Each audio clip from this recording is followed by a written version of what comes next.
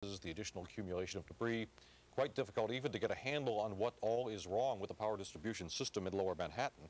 But they, like so many others, are working feverishly to try to get the city back on its feet and get that area back up and running. They could use your help. So I know a lot of you out there have been eager to help, uncertain how. If you can bring some of those personal items to West Street, I'm sure that they'd be most appreciated by some of those people working in the area. Power problems that you can see still there in Lower Manhattan as well. We have some numbers for you that we are going to share with you once again for information if you need to get information on missing persons here in Manhattan. You can call 866-856-4167.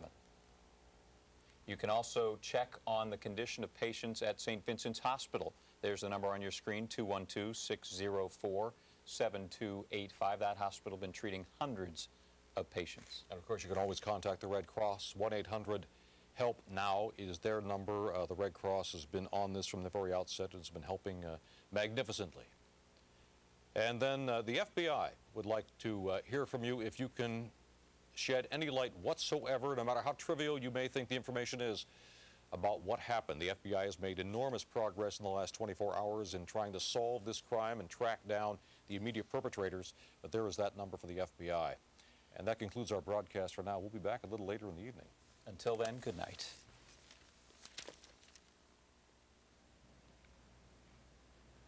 It is the day after the day that no one could imagine coming to America. Recovery teams beginning the grim task of counting the dead as fear spreads that more buildings may collapse in Lower Manhattan. The FBI fanning out across the country and around the world, tracking new leads, promising to track down the terrorists. There is word the attackers could have had two other targets in mind, the White House and Air Force One. And President Bush vows retaliation for what he calls acts of war.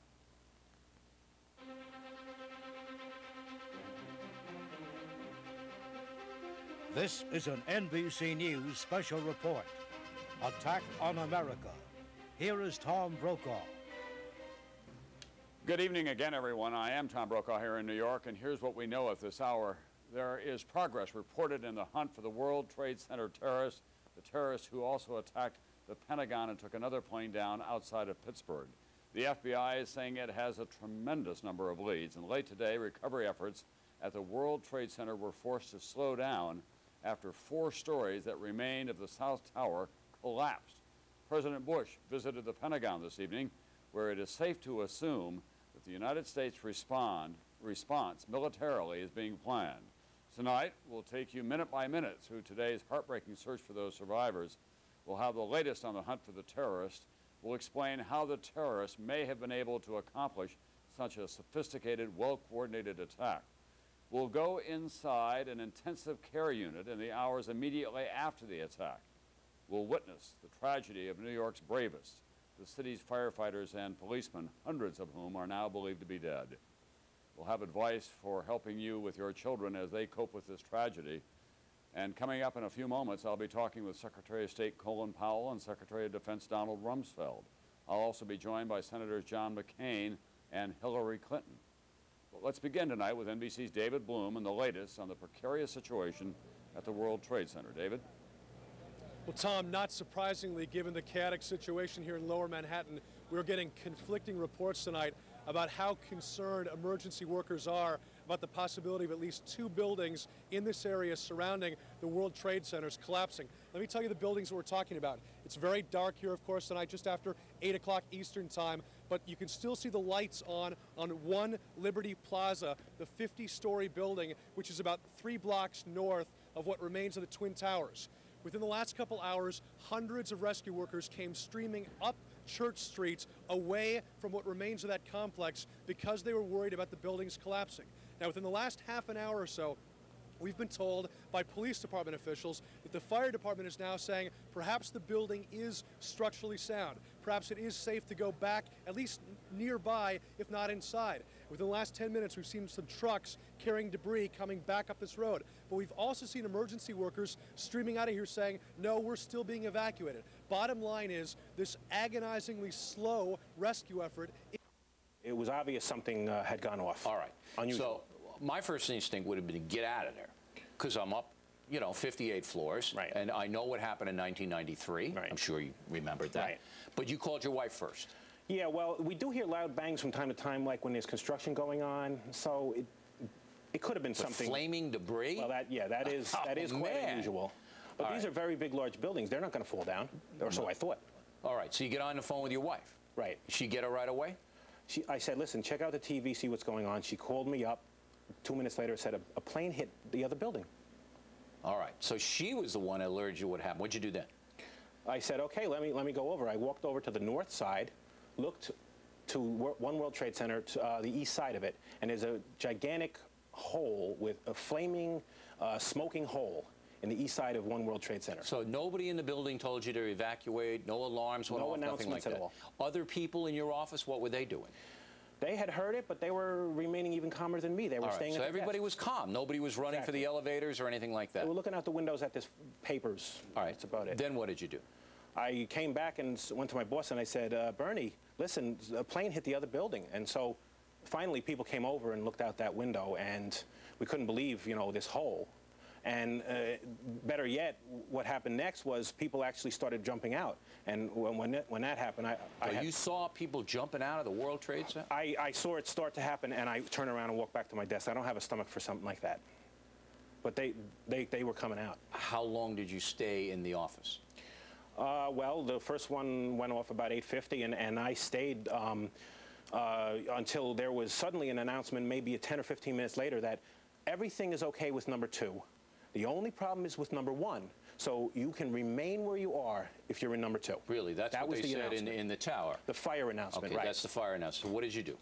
I stayed at my desk, and about 3 minutes after that announcement, suddenly a very loud bang, and the building moved. You could feel the building move. Trembled.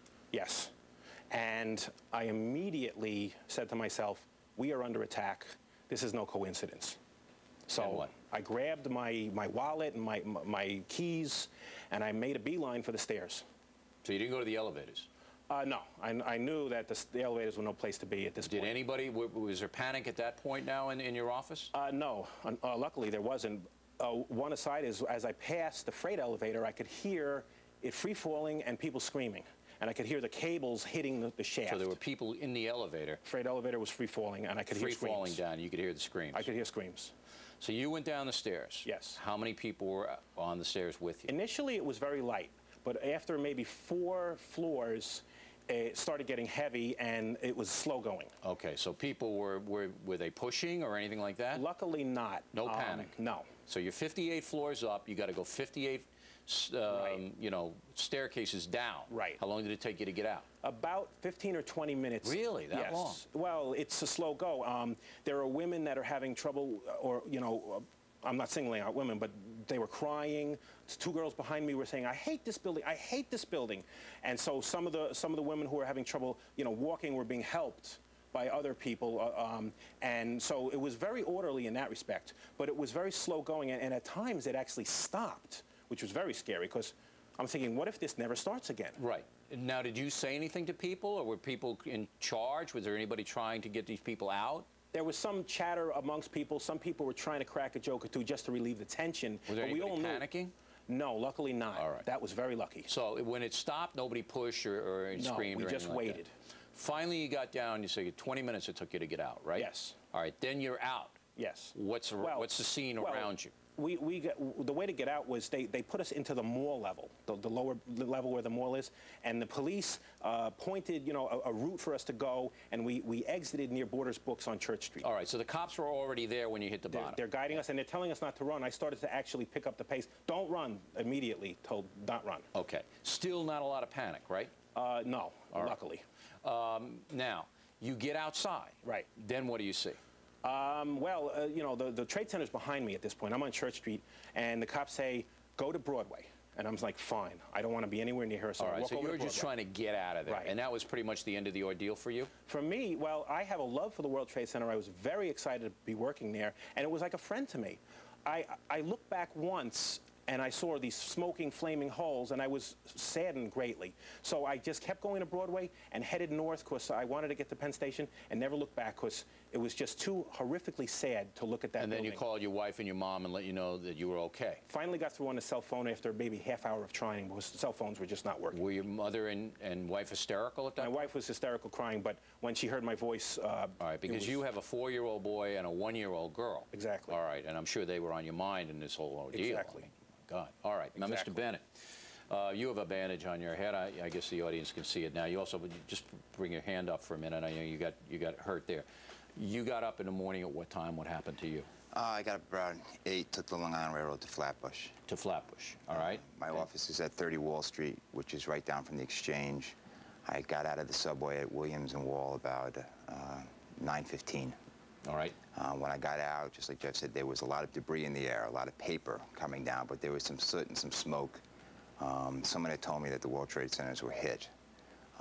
So I went up immediately to my office. I told my secretary where I was. I work for Pinkerton. We do crisis management. I was going to go out and see if there's anything that could be done. All right, so you're an extra policeman, so you wanted to help. Right. As so many people, New Yorkers, did. So you went toward, while Mr. Lanka was going away, you guys probably passed. You probably passed on the street, all right? You're going one way, you're going the other way into help. Then what? I got to Broadway, looked up. This was after both planes had hit the buildings. It really was surreal. The flames were coming out. There were bodies coming out at that point. You saw people jumping out of the towers? I don't know how they came out. There were bodies coming out of the towers. And you could see it? Yeah. What went through your mind when you saw that? Because, I mean, that to me is the image that stays in my mind. And Mr. Lanka, of course, you know, in his testimony right now, I mean, to actually look out the window and see these people. What did you think when you saw that? I thought it was bad. I thought for people to have to make a decision to do that, there had to be some real problems that were going on, that it was either the smoke or the heat or the flames were getting to that point. I have a friend, Morty Frank, who works on the 107th floor. I was trying to call on the cell phone because I knew this was below, the flames were below them, to see what the situation was up there. All companies have a crisis management plan. Maybe I'd get some information. Maybe I'd hear something about evacuation. Cell phones wouldn't go through. Phone lines were down. I then looked for the command center. Right. I knew they would have set one of those up. Jeff was a little further south, north than me. I was south right along. I came up by One Liberty Plaza, which I think we've just heard recently. Right, all right. So now I'm going to stop you there because we have a breaking situation going on right where you guys were. This activity is happening right now. David Lee Miller is standing by. David, you want to come right in and tell us what's happening there? Bill, we've got a lot of contradictory information. We were on the air here at about 5:30 live when suddenly we were literally unplugged by the New York City Police Department. They told us we had to move away because 2 buildings were in danger of collapse. One of those buildings identified as One Liberty Plaza. Some of the workers we talked with said that their cracks appeared in the walls, a number of the windows suddenly began to break, and that rescue workers then flooded Church Street, which is where we are now standing, heading north about 5 or 6 blocks away from the World Trade Center. Viewed as an intelligence failure. At the CIA tonight, there was an attempt by the CIA director. Came this way. We are told that a limited search and rescue is underway at this hour, but that is by and large anecdotal, what we're getting from the workers. We've had no official statement. But joining me right now is one of the firefighters who was down there. He is from the Maybrook Police Department, and that is in upstate Orange County. His name is George Byrne. George, you were there. You saw the carnage and the devastation. In your own words, how would you describe what is taking place a few blocks from here? Utter devastation. The buildings are gone. There's no other way to describe it. They're just gone. What is the likelihood of being able to pull people out of this wreckage? I understand that so far only 9 people have been pulled from the rubble. I've been in the basement of 5 World Trade Center. There is a lot of air spaces down there. There's a lot of places people could be still trapped. Any hope that these people are going to get out? I mean, what can be done to get them out? I understand they have iron workers cutting the steel, but a lot of this work has to be done very carefully, or the workers themselves may be hurt. Well, right now they have iron workers in there. The iron workers are going to work through the night. They're going to bring the search and rescue back in the morning. There's always hope. You always cling to hope that somebody's down there and we can get them out. You've seen some pretty terrible things, I'm sure, in your work as a firefighter, but how would you describe this scene again to people who only see it on television from a distance? I've never seen anything like this. I'm a Vietnam veteran. It just is nothing like this. It's just absolute chaos down there. Like I said, the buildings are gone, and it's just utterly unbelievable. George, Bill O'Reilly has a question, but you don't have an earpiece, so Bill, I'll pass it along. Okay, don't worry about it. I think George covered it for us, David, and we appreciate you checking in. Stay out there. If anything happens, let us know. I mean, it's very interesting to see. We have to describe this for the audience. That all the buildings around the World Trade Center, because the World Trade Center is so huge, were weakened when the Trade Center came down. And there are literally thousands of people still missing, including hundreds of firefighters, police, Port Authority police, that obviously could be alive because the basement of the World Trade Center remained intact. And so police and fire and rescue people are still down there tonight, yet all these other buildings are shaking and coming down, which is why we have David right there. All right, now, Mr. Belmont, let's get back to you. So now you're going toward, and then debris fell on. 18 search and rescue teams, hundreds of people, have been working all night long, sometimes digging with their bare hands, hoping to reach survivors. I think anybody that was up in the building, you know, I don't think there's much hope for them, but hopefully there are people who maybe came in on the PATH train or were in the stores below and they're just kind of stuck. They might still be alive. Driving those hopes, the incredible story of 6 firefighters rescued on Tuesday from a pocket in the ruins so intact that one of them was said to be surprised the building had collapsed around them. And this morning, reports that at least one other police officer had also been pulled out alive. New York Mayor Rudy Giuliani this morning. We were able to move 120 dump trucks out of the city last night, which will give you a sense of the work that was done overnight. So some of the debris has already been removed. More of it is being removed, and it'll be done by barge all throughout the day today. And the question on everyone's mind, how many died? The mayor says he is preparing for the worst. The numbers that we're working on are in the thousands. Obviously, we hope that's not the case. At the city's hospitals, the hope is there would be more survivors to treat. They told me the story of how they've had physicians down at ground zero at the site. One person was trapped and they thought they'd have to amputate his leg. And they were able to get him out without doing that, and he is alive and here thanks to that tremendous dedication.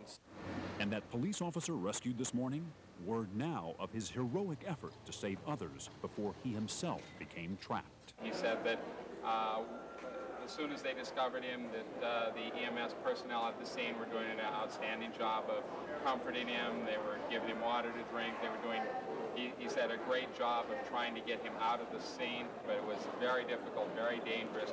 He was actually pinned for quite a while until they were able to get him out. This morning at the Pentagon, the all-night effort merely to extinguish the fires is still underway. We were never able to fully extinguish the fire in the roof structure. We were able to get it mostly knocked down, and again, because we're having extreme difficulty making access under the slate roof, it's to be expected to take a while to get there. We have had the fuel from the jet catch fire again, and we're now in there with some additional hand lines and some phone lines with aircraft firefighters inside of the inside. About bin Laden and a lot about terrorism in general.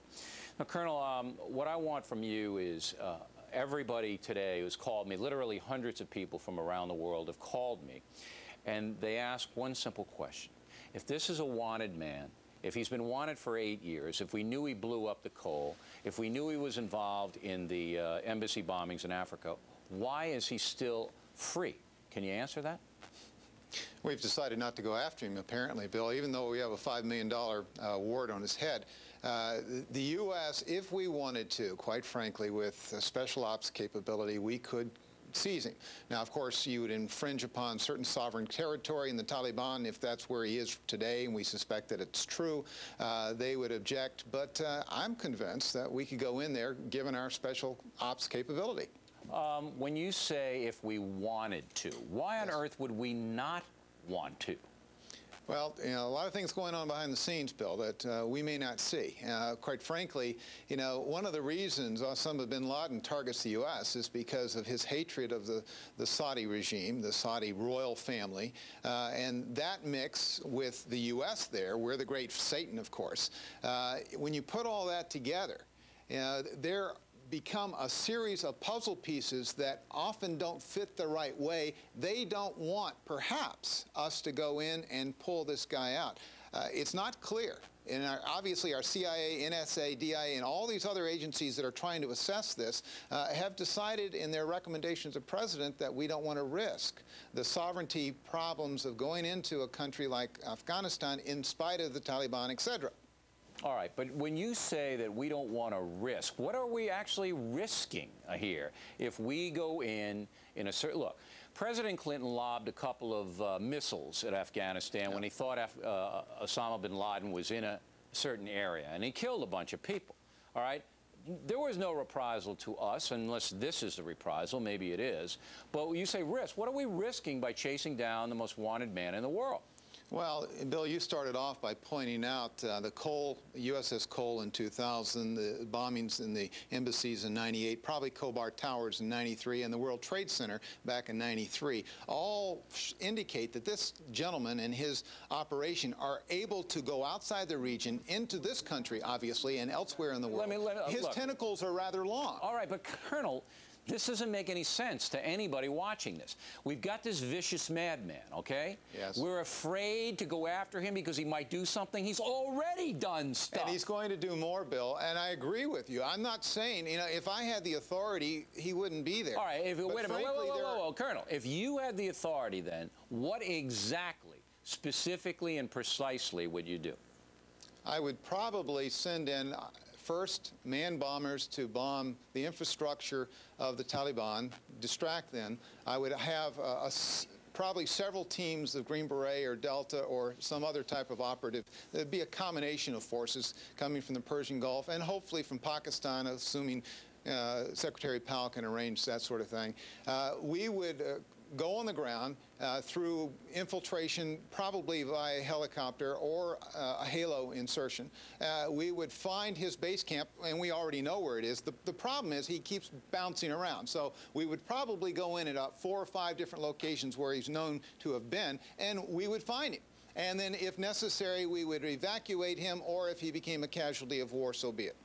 All right, but you're making it sound a little bit easier than I think it is. There are 2 things in play here. You're right. Number one, the Clinton administration, and to some extent the Bush administration, doesn't want a wide conflict in the Middle East, and this man, bin Laden, has support among some oil-producing nations.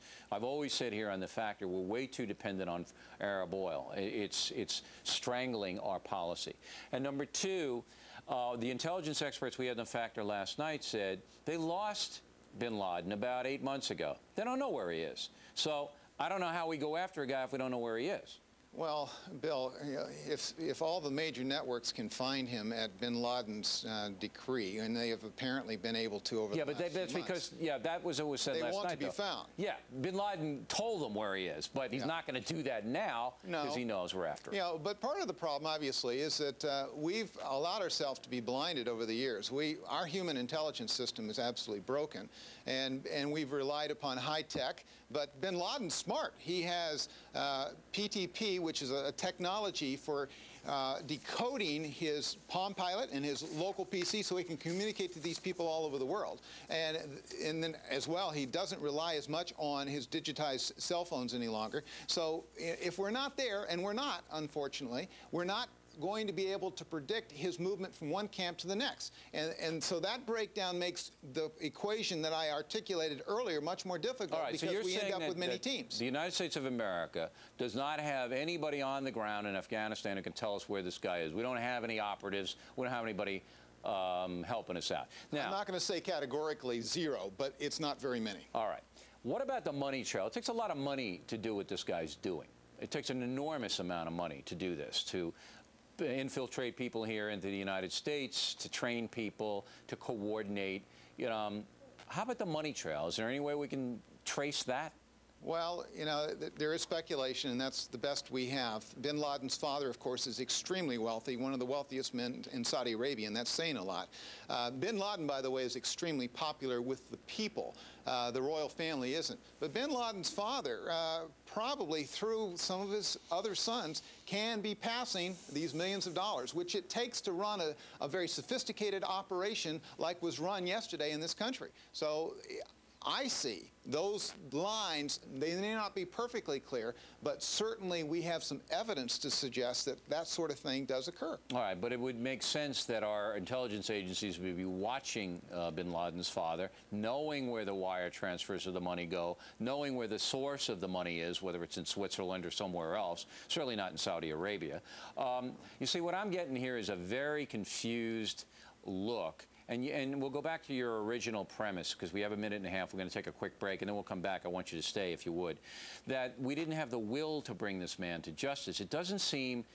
The world is a small place, as you know, Colonel. And our coverage continues tonight here on Fox 5. The mayor is about to hold a briefing and a news conference. Let's listen. To the governor and to Senator Schumer and Senator Clinton, to Congressman Rangel, to all the other members of Congress who are here with us, and to Joe Alba, who has come from FEMA to help direct the federal efforts to assist and to help us, number one, get through this crisis, and number two, be a city that's stronger and better for having gone through this very, very difficult time. We're very fortunate to have Congress, the Senate, and the House who fight and work so hard for the city and the state.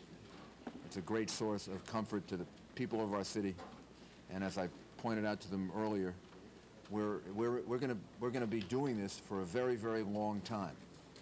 We're going to get over the crisis. We're going to help everyone. We're going to assist them, and we're somehow going to manage our tremendous grief and our loss. But then we're also going to have to rebuild the city and make it even stronger than it was before.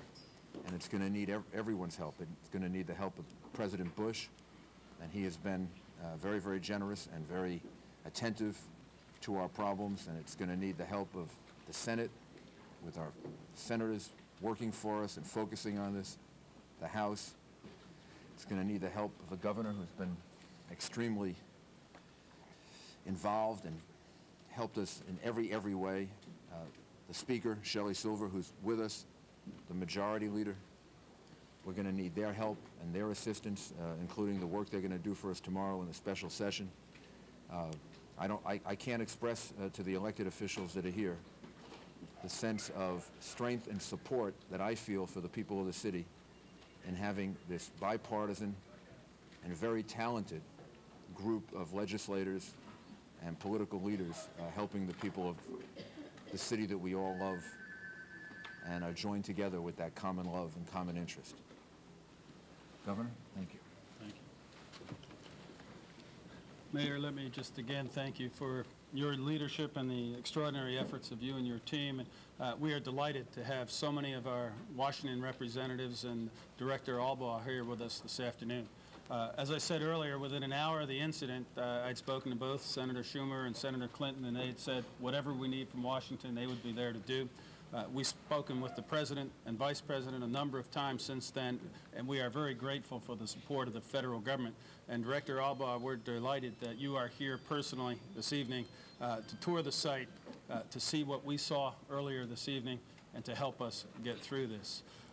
One of the things that the mayor and I learned under very tragic circumstances with TWA Flight 800 is that it's not just dealing with the victims, with the immediate crisis, with the health and safety concerns of those at the site. It's dealing with the families. It's dealing with the survivors, those who don't know if their loved one has been lost or not, those who don't know where to go for grief counseling or help. And earlier today, the state turned over the Armory on 25th Street to the city, and the city has already moved in place its team so that family members can go there to the Armory. The exact address is 68 Lexington Avenue and 25th Street and Lexington Avenue. It is open tonight. It will be open again tomorrow morning and continue to be open so that we will be able to have a central point where those families who have concerns can go, can be with other families, can be with professional grief counselors, and get the support that they need to get them through this tragedy. You know, we are... The agency charged with spearheading airport security and safeguarding the skies, the Federal Aviation Administration.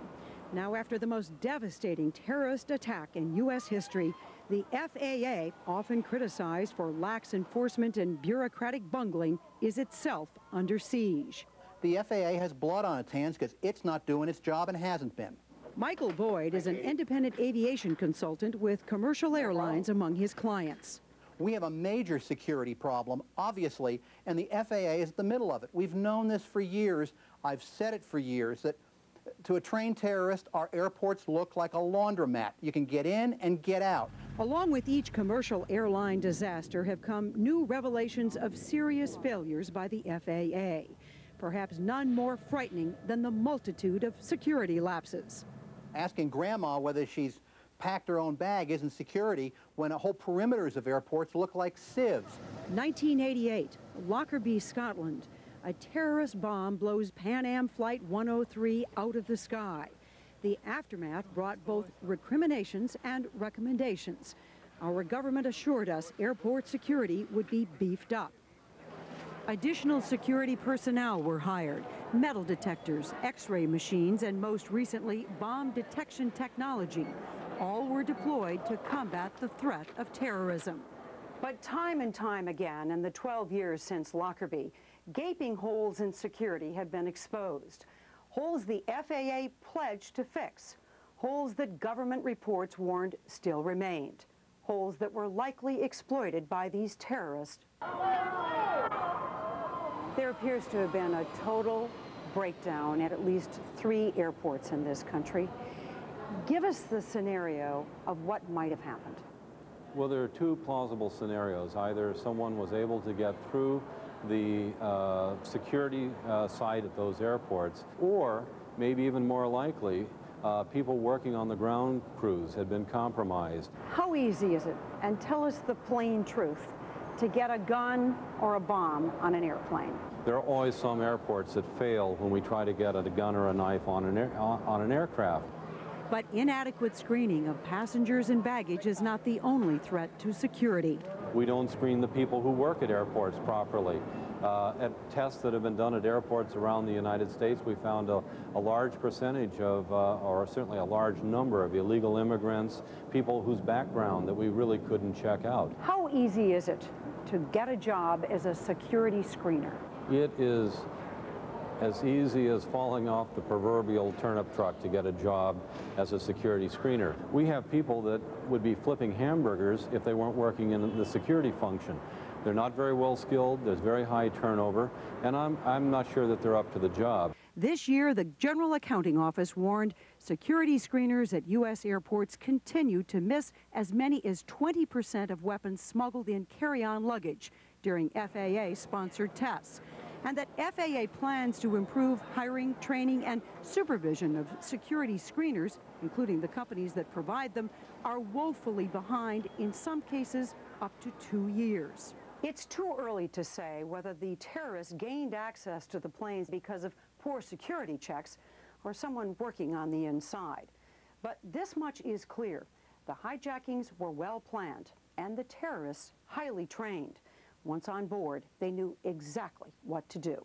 Experts say once airborne, there was little the crew could have done to fend off the attackers. Once on board the aircraft, it would not at all be difficult to gain access to the cockpit.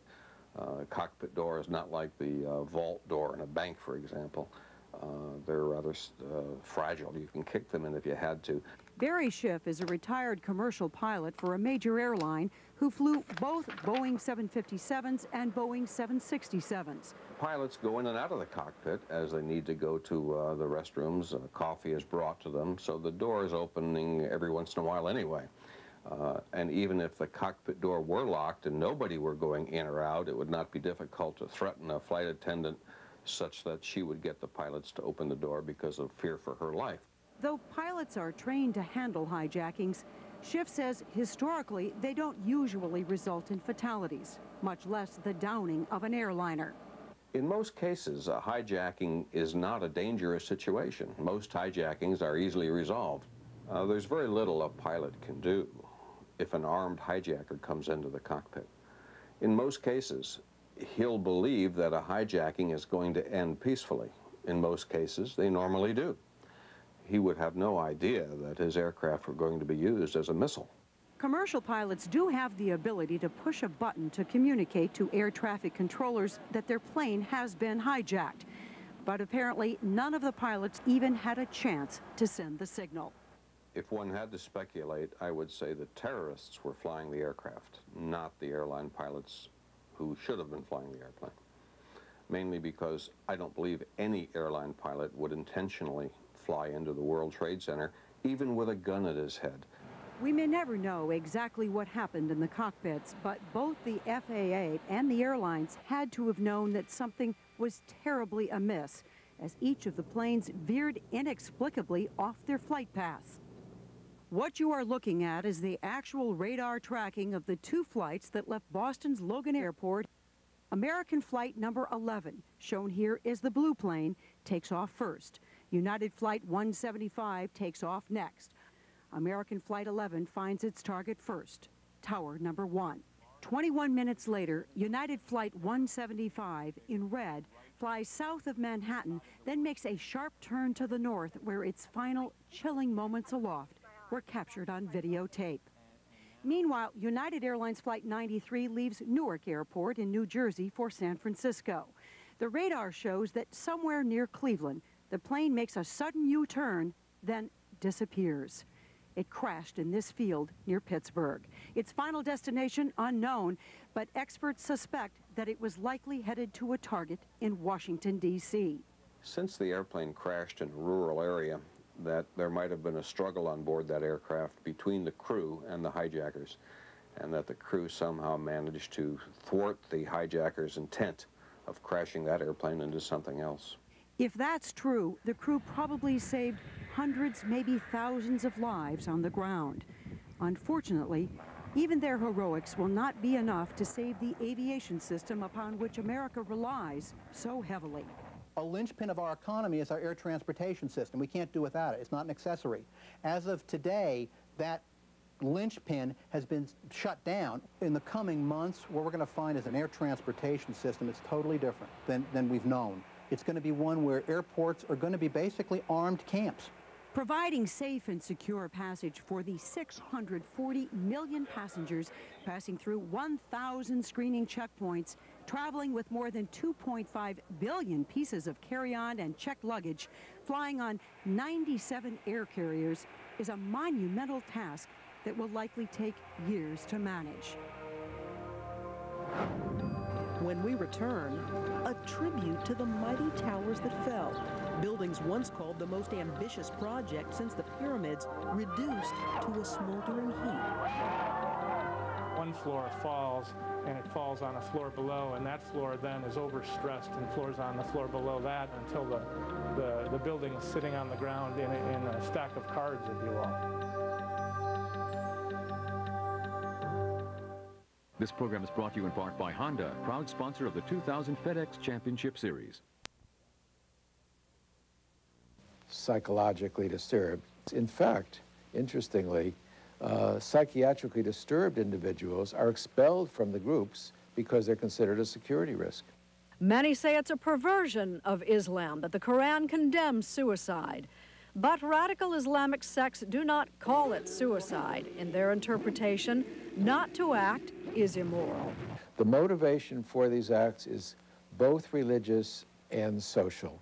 And the social motivation is a fusion of nationalism and radical Islam. What did America do to unleash this hell upon us?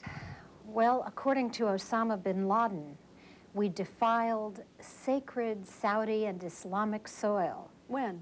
In 1990 and 91, when we sent American and international troops to defend his country against Iraqi soldiers.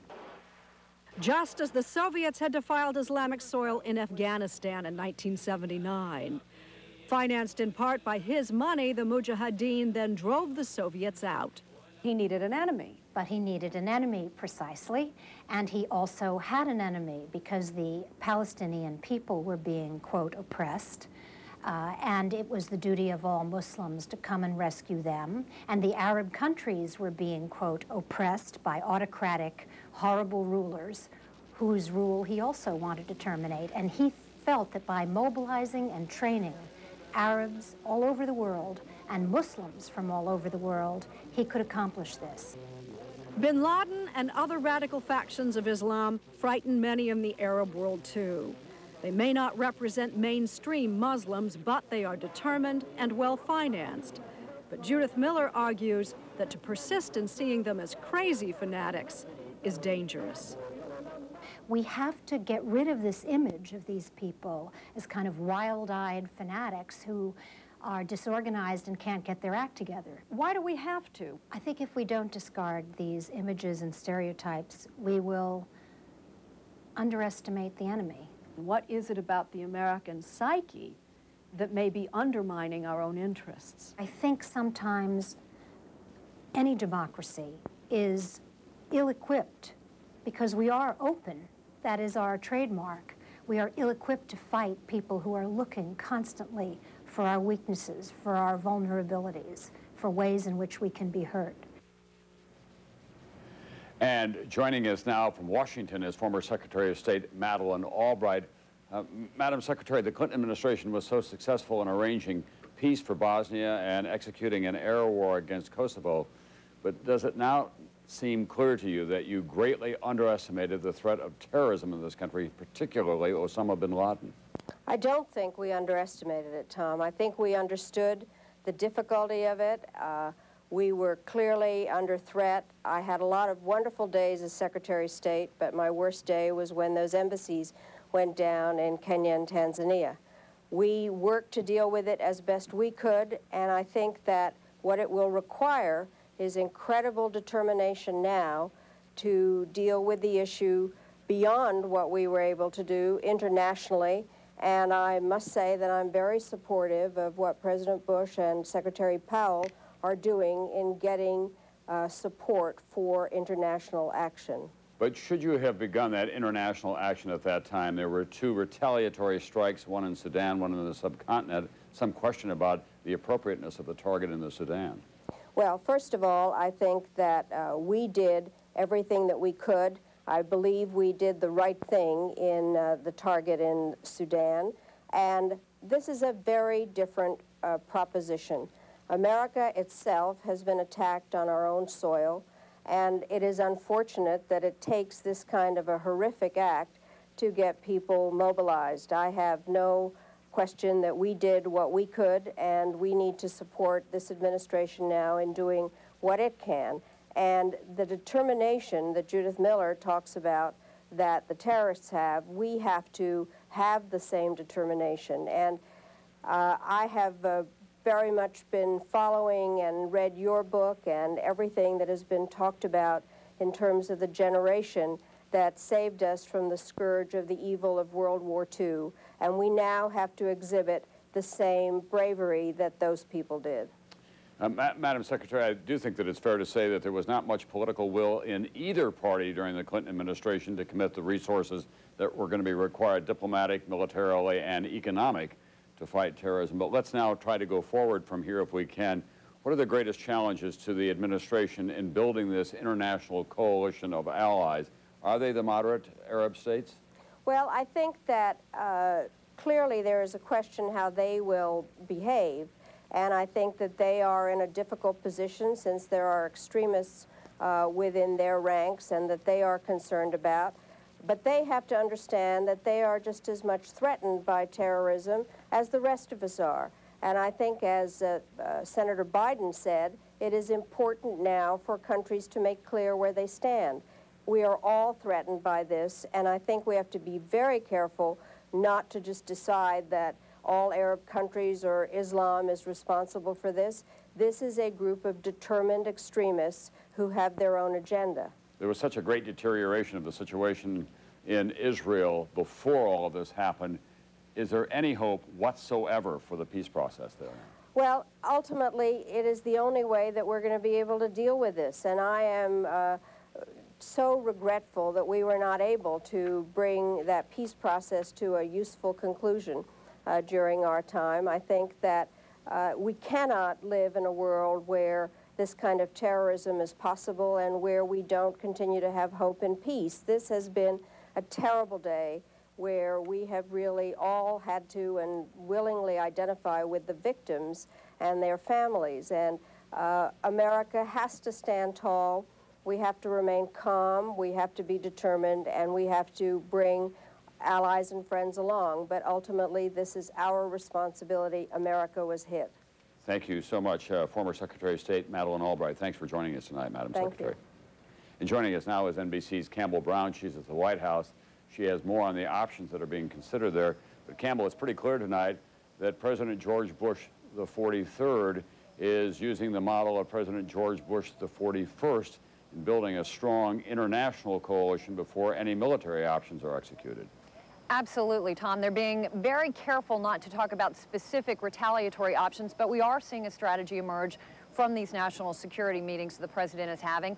And what national security sources say is that's really their only option right now in terms of immediate action they can take to focus on trying to build support in the international community for whatever course of action the president chooses. The president today, we heard that in his remarks, as he defined this as really an attack on the world. And White House officials have been quick to point out the constant contact he's been having with world leaders. He spoke twice today with Russian President Putin, speaking with President Zhang. He's been in close contact with British Prime Minister Tony Blair and Canadian Prime Minister Chrétien. But what's interesting, Tom, based on the information we've been given about who the president's in contact with, he has not reached out directly yet to leaders in the Arab world. And we have heard him make some not-so-veiled threats to countries who may be harboring these terrorists, but we're also seeing a recognition from the White House that there is only so much that they can do unilaterally, that there really does have to be support from the rest of the world. Tom? And Campbell Brown, what about the president's agenda in the short term? He's got some major foreign policy meetings that are coming up both in Washington and international economic meeting, and then he's going to be on the road come October. You're right, and there have been a lot of questions raised about how this affects the president's schedule. He has a huge trip to Asia planned for the end of October. Will he still go on that trip? For right now, what the White House is telling us is that his immediate schedule, given the crisis situation, is on hold, that this is really his top priority. And if you the President of the United States, I think the American government is going to do something. I don't know what it is, but I also think if given the opportunity to bring people into court, I think they will do that. And in 1996, a statute was passed, an anti-terrorism statute, in which if you are convicted under that statute, you are eligible for the death penalty. You'll be tried in federal court, and you will be eligible for the death penalty. And I suspect, with the magnitude of the destruction and tragedy, that you'll get the full force of the government against you. And the reason that Ramzi Youssef, the mastermind of the first World Trade Center bombing, is serving a life sentence plus 200 years, didn't get the death penalty is what? You know, I don't know. It's because the jurors decided apparently not to give them the death penalty. I don't jump in the minds of the jurors, but the one thing is that, you know, as I looked around Washington tonight, Wolf, I got to say that the city is very quiet tonight after the tragedy at the Pentagon here, but we are now facing the police presence in this city, and things may change a lot for us, at least in the short run. Wolf? All right, Greta, and that wraps up our coverage for this special hour, but stay tuned. Larry King Live is up next here on CNN. Larry will be talking to witnesses, aviation safety experts, terrorism experts, and lawmakers on this, the day after the attack on America. Good night, Wolf. Good night, Greta. Right after Larry King, there will be a special one-hour CNN report, America Under Attack, hosted by CNN's Aaron Brown and Paula Zahn. Good night.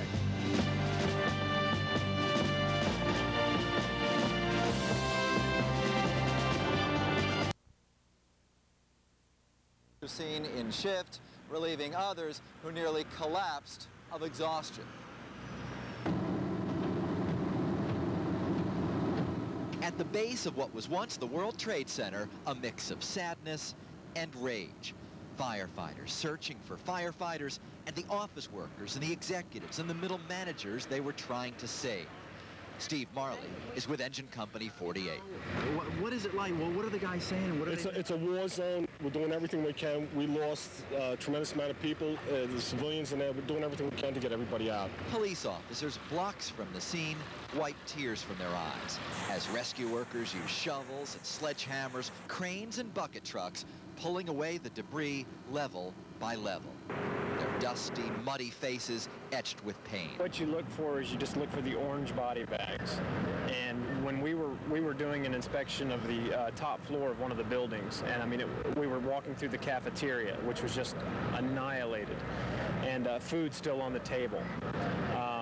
And looking out the window down below, all you could see was like 1,000 workers working on these mounds of steel and rubble, and about every 10 feet you saw an orange bag.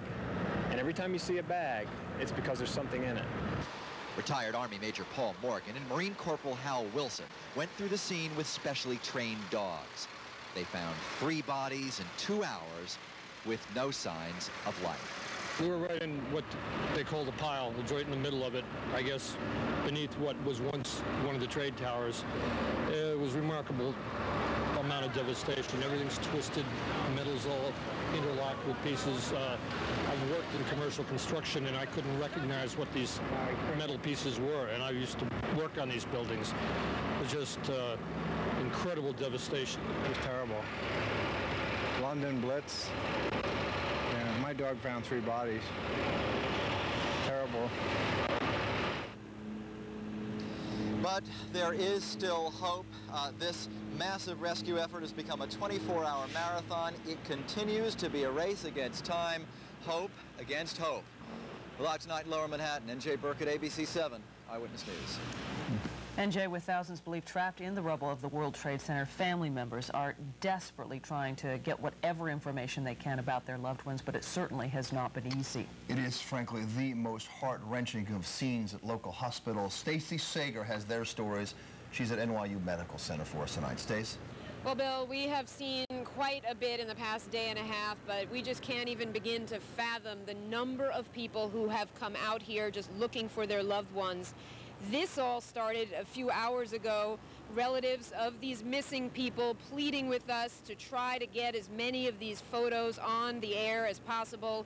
They began taping them onto the front of our live truck, just hoping that someone in a city hospital might see a face and a name and then contact a relative, just trying to match some of the names to the faces here. And we just figured this is the least we could do as this began happening this evening.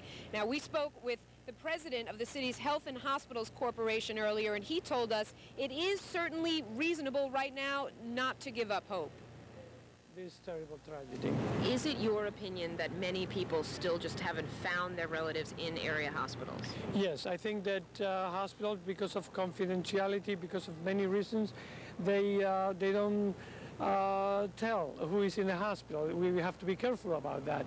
So they wait for the call. They wait to make sure that it's a real relative who is asking, and therefore I am convinced that there are many people in the hospital and their relatives don't know.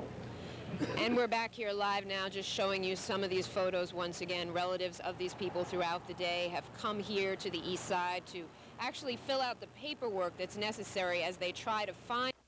In New York and Hoboken, New Jersey.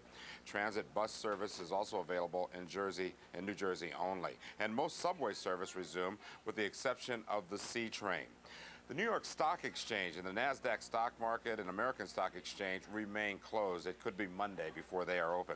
State courts and federal courts are closed. Jurors should stay away. After the buildings fell. But today we've had a lot more patients coming in. Predominantly we're seeing EMS workers, police officers, fire department personnel, smoke inhalations, twisted ankles. A few people came in because debris fell on them after So you're seeing people who are being hurt in the rescue effort, but you're not seeing very many people who are being pulled out of the rubble. Exactly. And what's that like for you people who have been waiting here to take care of all these victims and not very many have shown up? Well, it's really frustrating because some of us have been able to go down to the actual site and work down there. And we want to take care of people. We want to do what we're set up to do. And in fact, when everything started yesterday morning, the first 3 hours that's what it was about. It was about one person after another, as if we were in a war. Just one person after another, and we're waiting. But then with all these people, and Tom, there was hundreds of doctors and nurses standing on the street here waiting for people to come in. When did it start to sink in that, hey, where are the victims? Late yesterday afternoon. It was very busy until about 1:30, and then little by little we started to see survived Tuesday's deadly attack, like firefighter Michael Engel, who blacked out and injured his knee. They were hurt, but well enough to talk about their ordeal. What I saw was buses that were burnt, fire engines, trucks that were burnt, police cars that were burnt. It looked like a fireball came right up the street and took out whatever was in its path.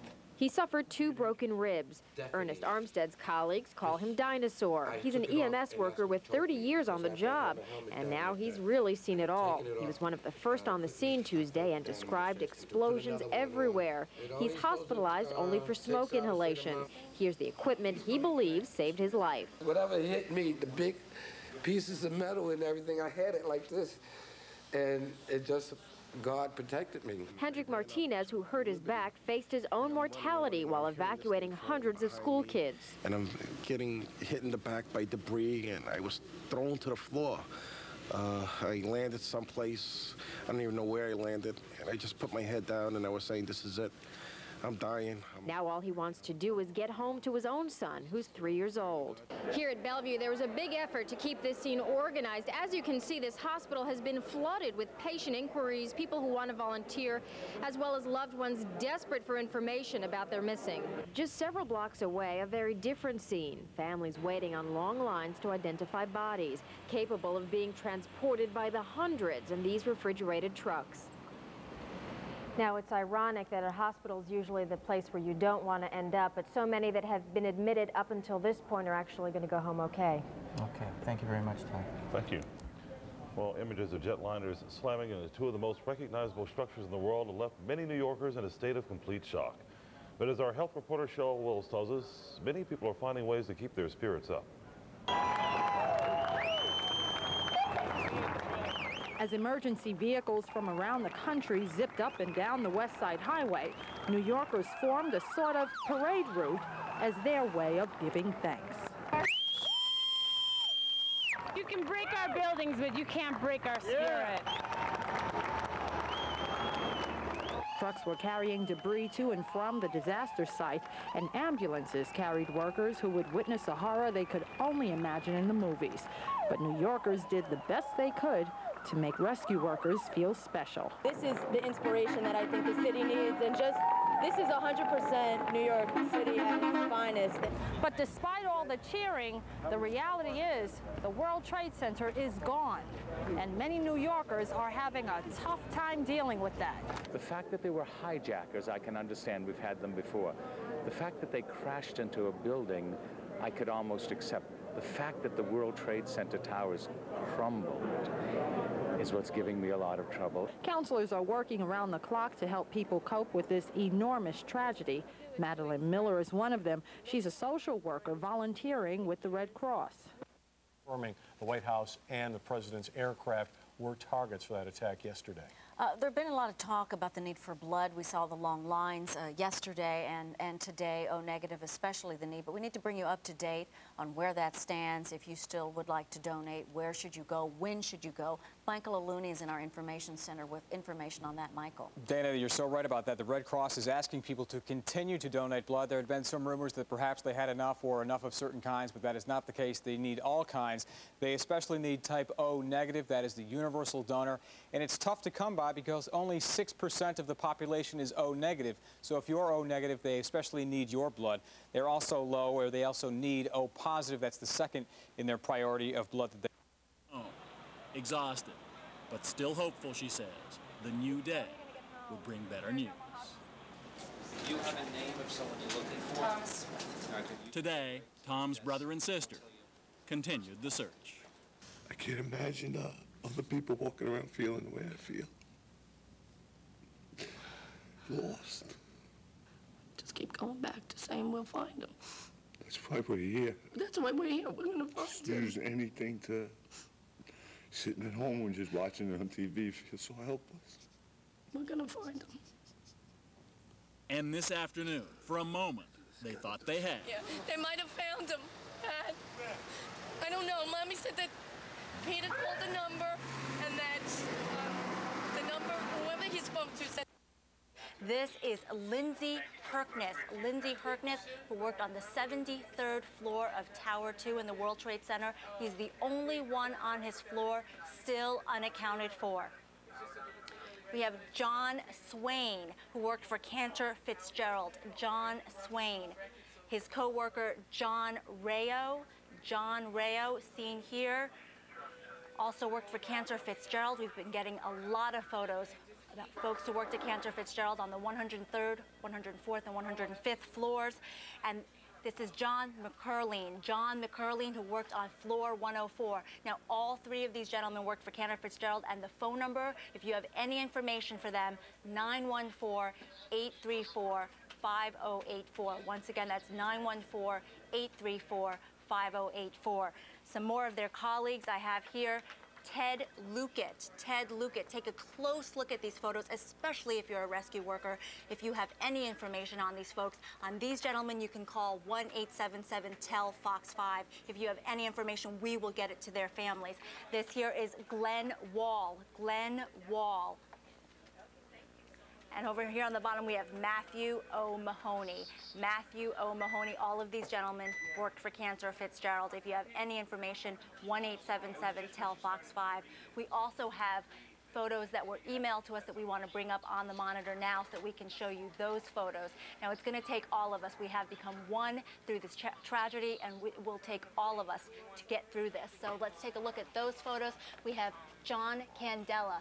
John Candela, you can see him right there. Please take a close look at these photos. Debbie Mineta.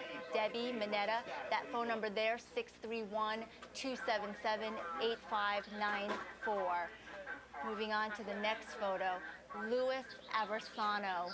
Louis Aversano at 732-308-4407. As you can see, it's been people of all ages, young, old, children, grandchildren. These are people's grandfathers, grandmothers, best friends, sisters.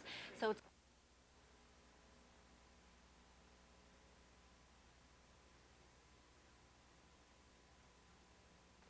students coming over. These people were foreigners, but they came over directly in the front door. They said they've been flying with other flight schools in the United States. They were not happy. Choose our school to finalize their training. Rudy, thank you. I know how tough this must be for you. Rudy Deckers, the owner of Huffman Aviation International. Thank you. We meet now. Thank you. Three experts on the subject of terrorism. Here now in Los Angeles is Brian Jenkins. He returns again. He's a consultant to governments and private sector, senior advisor to the president of the RAND. Might be as the ultimate answer, and looking at that very humbly and sometimes very tentatively, because we cannot be arrogant, we cannot be mean in our relationships to our God. CNN's terrorism analyst who was working on a book about Osama bin Laden and interviewed bin Laden 4 years ago. Brian, what do you make first of this Boston thing today? Well, I think we're going to... SWAT teams going in and... I think we're going to see a very, very quick action, as I mentioned yesterday. An operation of this size is going to leave a lot of footprints, a lot of fingerprints, a lot of clues. And the action in Boston we saw today, the revelations about the flight school that we just saw repeated now, are the kind of information that we are going to see developing over the next several days. So I think the investigation will move very, very quickly, at least insofar as identifying the actual participants in the attack. Christopher, if it gets to the point as we have promised that we will take them out, we will rid them from this planet in a sense, we are at war with them, how do you do that, Christopher? How do you take out a bin Laden or someone like a bin Laden who's hidden, who moves around, and who may be under cover of the country he lives in? Well, I don't know about taking him out, Larry, but I think we have a lot of options. One of them obviously is military. The other, because this is a law enforcement operation and because we have to go with the justice system, and we want to bring ultimately these people to justice. We've done in the past operations which are referred to as renditions, where we go into other countries with the cooperation of those countries, of course, and bring people back to the United States. Yeah. The public, though, I think 94% of the public, Christopher, wants us to go in somewhere and do something. Do you understand that? No, I understand it's a very reasonable thing to want to bring these people to justice, but I want to point out that we've done this in the past, going way back to the mid-'80s with Fawaz Yunus, who was an aircraft hijacker, and moving through the 90s with people like Emil Khanzi and Ramzi Youssef, people like that, that we've reached out to these people in foreign countries and brought them back to the United States. We've done this in the past, and there's no doubt in my mind that we'll find these people and we'll bring them back one way or another. Peter, what can you tell us briefly about bin Laden? What is he like? When I met him in '97, he spoke in a very mild-mannered way. He was somewhat polite. He bears himself in a slightly haughty manner. But he delivered his words of rage against the United States, and the words were full of rage, but the manner was very mild. Just going to your point about if bin Laden is in fact behind all these attacks, an operation, as Mr. Whitcomb referred to go in and perhaps snatch him, as was the case with Ramzi Youssef in the World Trade Center bombing, this would be an order of magnitude very different, because unlike Ramzi Youssef, who was essentially operating by himself and there was a $2 million reward on his head, Osama bin Laden is surrounded by dozens of battle-hardened veterans who are intimately familiar with the rocky, difficult terrain of Afghanistan. It would be a very, very messy operation to go in and either snatch him or even attempt to kill him. I think the United States has considered this in the past and dismissed it in '98. Brian, could you, well, I guess the public would look at this simply, could you bomb him out? I don't know that you could bomb him out. I mean, I think that the magnitude of this operation is going to call for a qualitatively different response than we've seen in the past to acts of terrorism. The shock that's turning to grief, that will soon turn to anger on the part of the American people, is going to demand something more than a salvo of cruise missiles. I think really what the administration is going to be building toward is more of a sustained campaign, a sustained series of operations that will involve both diplomacy and military operations designed to create an environment that will ultimately allow us to go in and, if indeed it turns out to be Osama bin Laden, then to attempt to capture or to deal with him in another way. Now, what do you... Christopher, in the last chapter of your book, you say crisis resolution has become an art in this country, and that's good because terrorism is coming. You don't need an army to lay siege to a country anymore. Obviously, we saw that yesterday. What can you do about it? Christopher. Well, it's a complicated issue, Larry. I wrote that because we're talking about terrorism being spread by the media, and I talk about all you're needing is a pipe bomb and some good air coverage. We've gone way beyond that in the past couple of days to an extraordinary attack on the country. But I think what we have now is a unique opportunity to bring all the resources of the United States together. We need the political will of the people and the elected officials, obviously, to do something here. But this is an aspect for the military, an aspect for the intelligence community, and for law enforcement, and really need to bring all of those together to go after them. I agree completely that this is going to be very difficult to go into Afghanistan, but there are some avenues we can pursue. Peter Bergen, what do you think about the information we learned that one of these planes, the plane apparently that left Dulles, was going to go to the White House, or maybe Air Force One? Well, I mean, that is what's being reported. Clearly, the White House is the ultimate symbol. Bin Laden's people are very interested in attacking symbols of United States government, whether it's embassies or warships or symbols of America's economic might, as in the World Trade Center, it appears.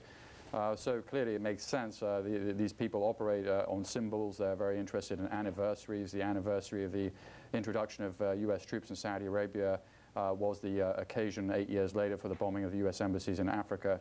So I think it makes sense that it might be related to bin Laden in that sense. Brian, finally we're going to see more than less? More, I think... Acts? I think we have to. I think we have to assume that possibility. That's not a prediction, but certainly as we mobilize to respond, there assume the worst. Beg pardon? Assume the worst. I think we have to assume that there will be more attacks. They may not be on this scale because this was months in the planning, but we cannot presume that we will be able to engage in a worldwide combat against a terrorist network, a series of terrorist networks, and have immunity in this country. It was demonstrated. We don't have it yesterday. It can be demonstrated again. No. Thank you. Thank you, gentlemen. Thank you all. Here's a brief note of what was said by President Bush earlier today, and then we'll meet our next guest. Watch. The deliberate and deadly attacks which were carried out yesterday against our country were more than acts of terror. They were acts of war. This will require our country to unite in steadfast determination and resolve. Freedom and democracy are under attack. We're back. We're joined now in Saratoga, California by Alice Hoagland. Her son, Mark Bingham, called her from the hijacked United Airlines Flight 93 that left Newark and crashed in Pennsylvania. There you see his picture. In New York is Laura Van Auken. Her husband, Kenneth, is missing. He was working on the 102nd floor of the World Trade Center North Tower. In New York at St. Vincent's Hospital are Karen Wiley and Michael Rossweiler. They are searching for their missing father, Roger Mark Rossweiler. And also in New York is Gil Baker, the New Yorker who helped out after the bombing and later managed to shoot home video of that rescue effort. We'll start with Alice Hoagland. Your son was on the plane. He called you and said what, Alice? He said, I just want to let you know that I love you all. There are 3 men on board who have taken over the aircraft, and they say they have a bomb. And at that point, we were cut off. He wasn't able to say anything else. The conversation lasted about a minute. He was very intent on telling us that he loved us, trying to impart other information, but he was thwarted in that. Alice, you are a flight attendant for that airline?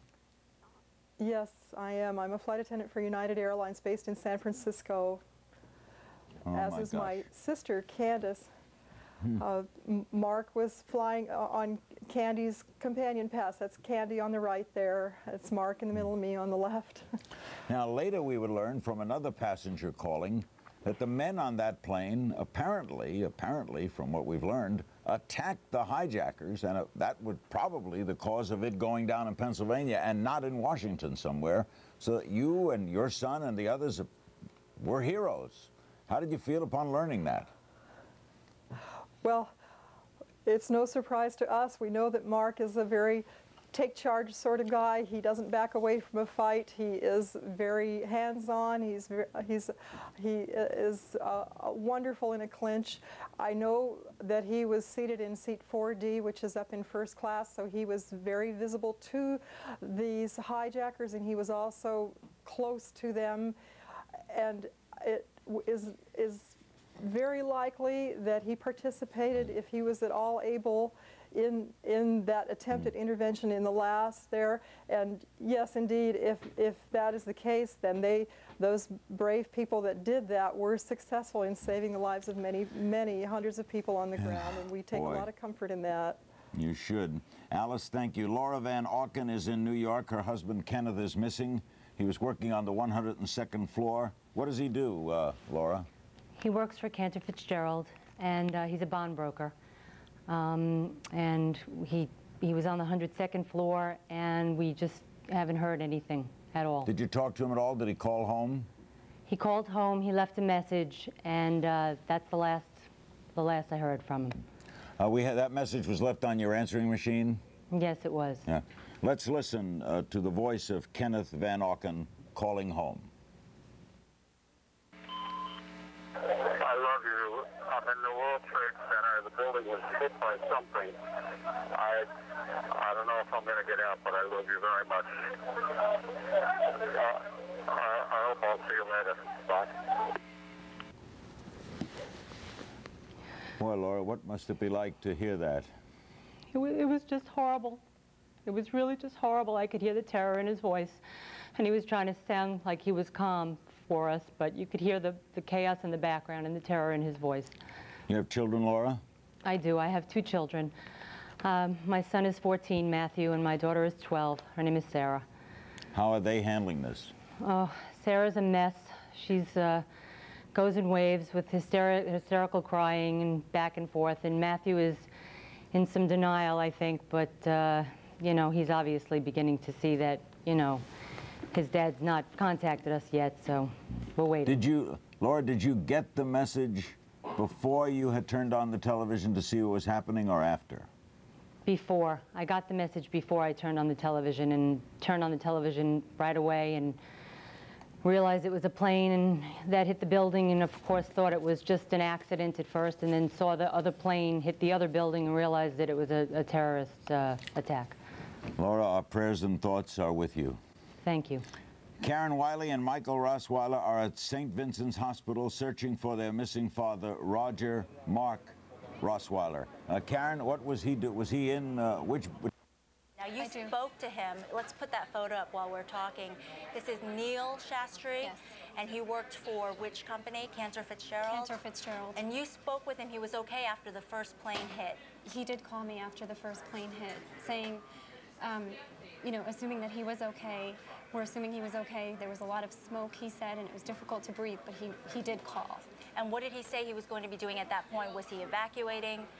He didn't say. He mentioned that there were a lot of people around, and so it was difficult, or it was, there were a lot of people trying to get down. So that's all he said, and he hung up the phone. Okay, and let's get a phone number where we can reach you. War. Most of them were jumping from the building. And you said that you saw two firecrackers pull up, and firefighters went into the World Trade Center, into the towers, and then they went down. And they went down. Whoever these poor souls are, they didn't make it out. My name's Dr. Howard Beaton. I'm Chief of Surgery and Emergency Services at NYU Downtown Hospital. Many of the people who were here in 1993 couldn't believe the devastation at that time. 93 was really just almost a dress rehearsal compared to the seriousness of this. How many times have you been up and down these stairs today? More than I can count. When 7 World Trade Center went down an hour or two ago, we lost power. We're on our emergency generators now. I'm told that we can stay on our emergency generators for 36 hours. And all essential services can run here, including the operating room.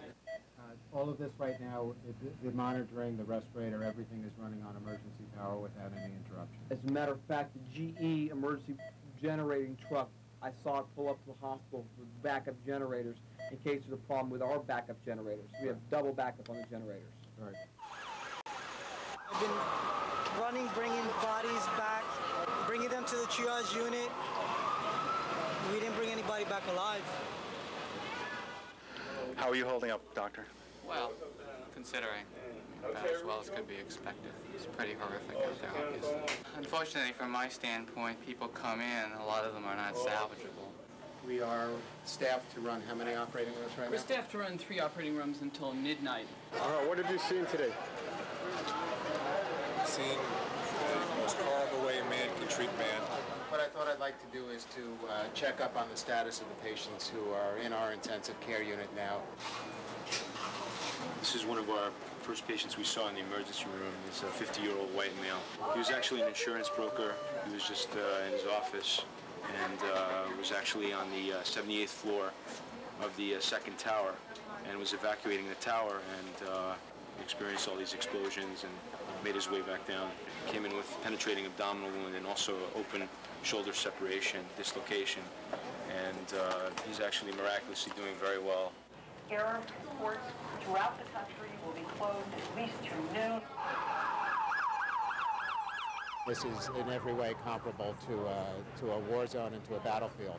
When we saw the first explosion go off, we saw about 30 bodies just come out of the sky and just thuds all over the place. The true first responders are the ones that paid for it with their lives. There's a lot of dead emergency workers today. That was apparently a firefighter found in the rubble. Many of them responded to the Trade Center when the first plane hit and were buried in the rubble. Unlike most people, EMS workers tend to rush towards the scene of an accident, and unfortunately many of them have been trapped and are injured. This patient is a 79-year-old man who had an obvious fractures of the facial bones, basically disconnecting the facial bone with the rest of the craniofacial skeleton. If they can't breathe, they can't live. So we did that immediately on him via the direct incision in his windpipe. This is the place, though, where life hangs in the balance. That's correct. This is a unit where patients, after they're cared for, stabilized, are brought in here for further management. We have to bring a mask. Yeah. Bring your mask. It's funny because we said, well, if they happen to hit the World Trade Center again, what would we do? And we'd be able to call for more help. We'd be able to call, and we did get that. We got help from other hospitals. You just said that during your most recent training. Right. Yeah. What if they hit the World Trade Center again? Yes. We went to the windows and we looked out and we said, okay, this is no longer a game. This is reality. I saw the smoke. I saw my truck out there covered with soot. I saw people running here with blood on their heads. This is no longer a game. This is not a TV show I'm watching, a movie. This is reality. This is what we do. Keep on breathing. Unfortunately, it's not really all that nice all the time. So we'd like to talk a little bit right now about this patient behind the curtain, if we could. Please. This is an unfortunate 29-year-old gentleman who suffered severe injuries, was brought into the emergency room. He worked at one of the Wall Street firms, and despite our best efforts, we weren't able to stop the bleeding. We brought in the orthopedic surgeons to try and fix his pelvic fracture. But once again, despite all that and infusing massive amounts of blood products, we weren't able to save his life. We've heard about the successes, and this is also a time, of course, in that regard, for the American people to try, in this time of tragedy, to restore the society to a sense of normalcy. We've got to get back to our jobs. We've got to get back to work. And I know that Secretary Mineta, as soon as it is possible and as soon as it makes sense and is safe, will restore the air traffic system, and commercial air traffic will be brought back online, and I will wait for him to make those announcements with respect to that, and I know that's very much on your mind. And that was Colin Powell giving some remarks after he got back to Washington. Earlier this evening on Capitol Hill, they held a prayer service in the rotunda. Actually, ridiculous. Wrong. Ridiculous. Not even in the game. A country yields its sovereignty when, in fact, it participates in an act that causes grave damage to another country. There is no question under any law, international or otherwise, that if we have the proof to show that there is a complicitous country, that they have committed an act of war against us, and retaliation is fully within every single solitary category of law, international and local. That's very different. That's very different, because with all due respect, Larry, you guys keep confusing these terms, in my humble opinion. And that is, you talk about the rule of law. The rule of law applies to the United States of America and American citizens. We cannot, will not, and must adhere to. We cannot yield on that. We can't yield on the Bill of Rights. We can't yield on any of those issues as it relates to American citizens and the application of our criminal laws here in this country. But that's very different than retaliating. Could not have been stated more forcefully. Senator Kyl, do you expect this to be swift? Well, we've made tremendous progress just in the day and a half that have passed since this tragedy in identifying people that we think had something to do with it and expanding the investigation to a larger network. I think what we're going to find is that we will make good progress quickly because of the skill of our people, but that we're going to find a very large network of people complicit in this operation. And the difficulty is that we may find that they are people of different origins or nationalities, people who lived in different countries, who traveled to different countries, and we may find that different countries harbored some of them, and perhaps those that still live are being harbored yet in other countries. So it may be quite difficult for us to find targets here that we can retaliate against. Larry, one very important thing. Quickly, yeah. Real quickly, NATO, for the first time in its history, passed what they call an Article 5 resolution saying that if this attack was organized from abroad, it is an attack against all of NATO. They will participate in any retaliation. This is the most significant thing that's happened, and Colin Powell is to be complimented in the way in which he's generating support, including from Russia, China, and moderate states in the Middle East. It's a big deal. We thank Senators Lieberman, Biden, and Kyl. We'll be calling on them again. Joining us now to discuss this from a standpoint of aviation and aviation safety. In Columbus, Ohio, is Mary Schiavo, aviation safety expert, former Inspector General, Department of Transportation. Here in Los Angeles, Michael Barr, Director of the Aviation... You know, I'm helping my children...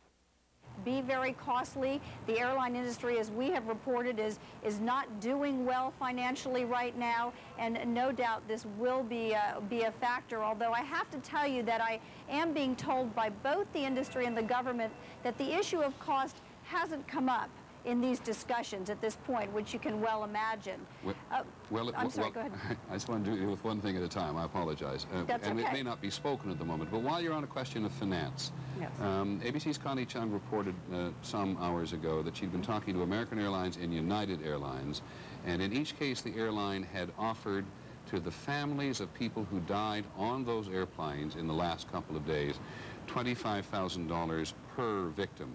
Right. And that was taken by some people, at least in this immediate area, as being cynical. Can you give us the context of this offer? Well, my understanding is this is not an offer to settle a case, if you will. Right. Certainly there will be lawsuits. This is an offer from the airlines to cover immediate expenses, which there could be many. Okay. You know, getting America. That's brilliant. Create military personnel as it has for over 200 years. Mr. Speaker, on December 8th, $1,000 worth of unpaid. Every South Park. Then it's weird about that new kid. Of course. You ever get tired of doing before Christmas. To pass some of New York Times Magazine.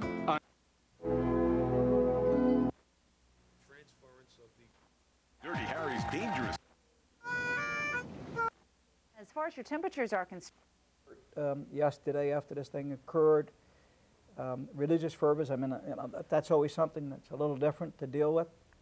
But I feel quite comfortable at this point that we're going to be okay. And I move very aggressively if we have to. We have constant communication with the police. Chief Mara was here yesterday a couple times, and we were there during the day. So there's very good networking going on. So if anything does appear to be on the offing out there, we'll be out there quickly to extinguish it. There is a high concentration of the police force out there, especially on the bridges, on the Goethals Bridge, on the Expressway, on the Verrazano Bridge. What are they doing there now that the bridges are open, going inbound and outbound of Staten Island? What are some of their duties on basically the outskirts of the borough? Well, I think after the incident occurred yesterday, they were on a search for any arteries that were coming in and out of the city of New York to try to determine whether they were vehicles containing some people that might have been involved in this kind of thing. And I think that happens every time there's an incident that occurs where there's terrorist attack.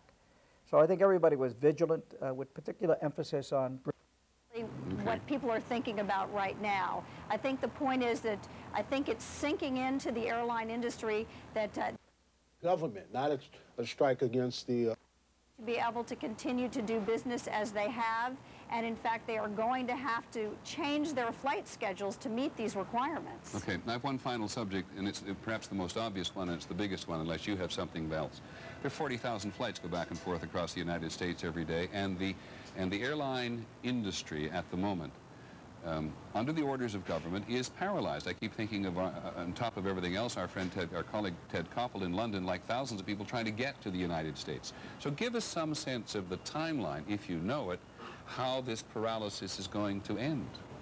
I am less optimistic that it is going to end anytime soon. I think it's been very slow, already much slower than anyone predicted to even get flights back in the air. There's still a lot of confusion about what's required to certify, for example, that an airport has met the FAA security guidelines and can reopen. I think it's going to take weeks, is what one industry person was telling me, and in fact, one airline official was also saying that they're not certain that there really will be any commercial flights tomorrow. Everything is still very, very confused at this time. Okay, how about the day after tomorrow? I don't know. I think it's really a wait-and-see thing. I mean, we were told by the FAA that they would have the system beginning to operate today at noon Eastern time. Well, it still really hasn't happened. So deadlines really mean nothing right now, it appears, because it is just going to take a lot of time to train the people, to get them in place, to certify that the airlines are ready, to certify that the airports are ready. It's going to be a very, very gradual build. But not condemn. Should we call or write other ethnic Americans with threats of genocide because of their religion and race? Then we would be no better than Hitler. What if it were your heritage or religion that was in question? Wear the shoe and not the reaction. I am told to bless my enemy, not curse. But the numbers became so large that we needed a much bigger space. About to do, may we show mercy in our revenge.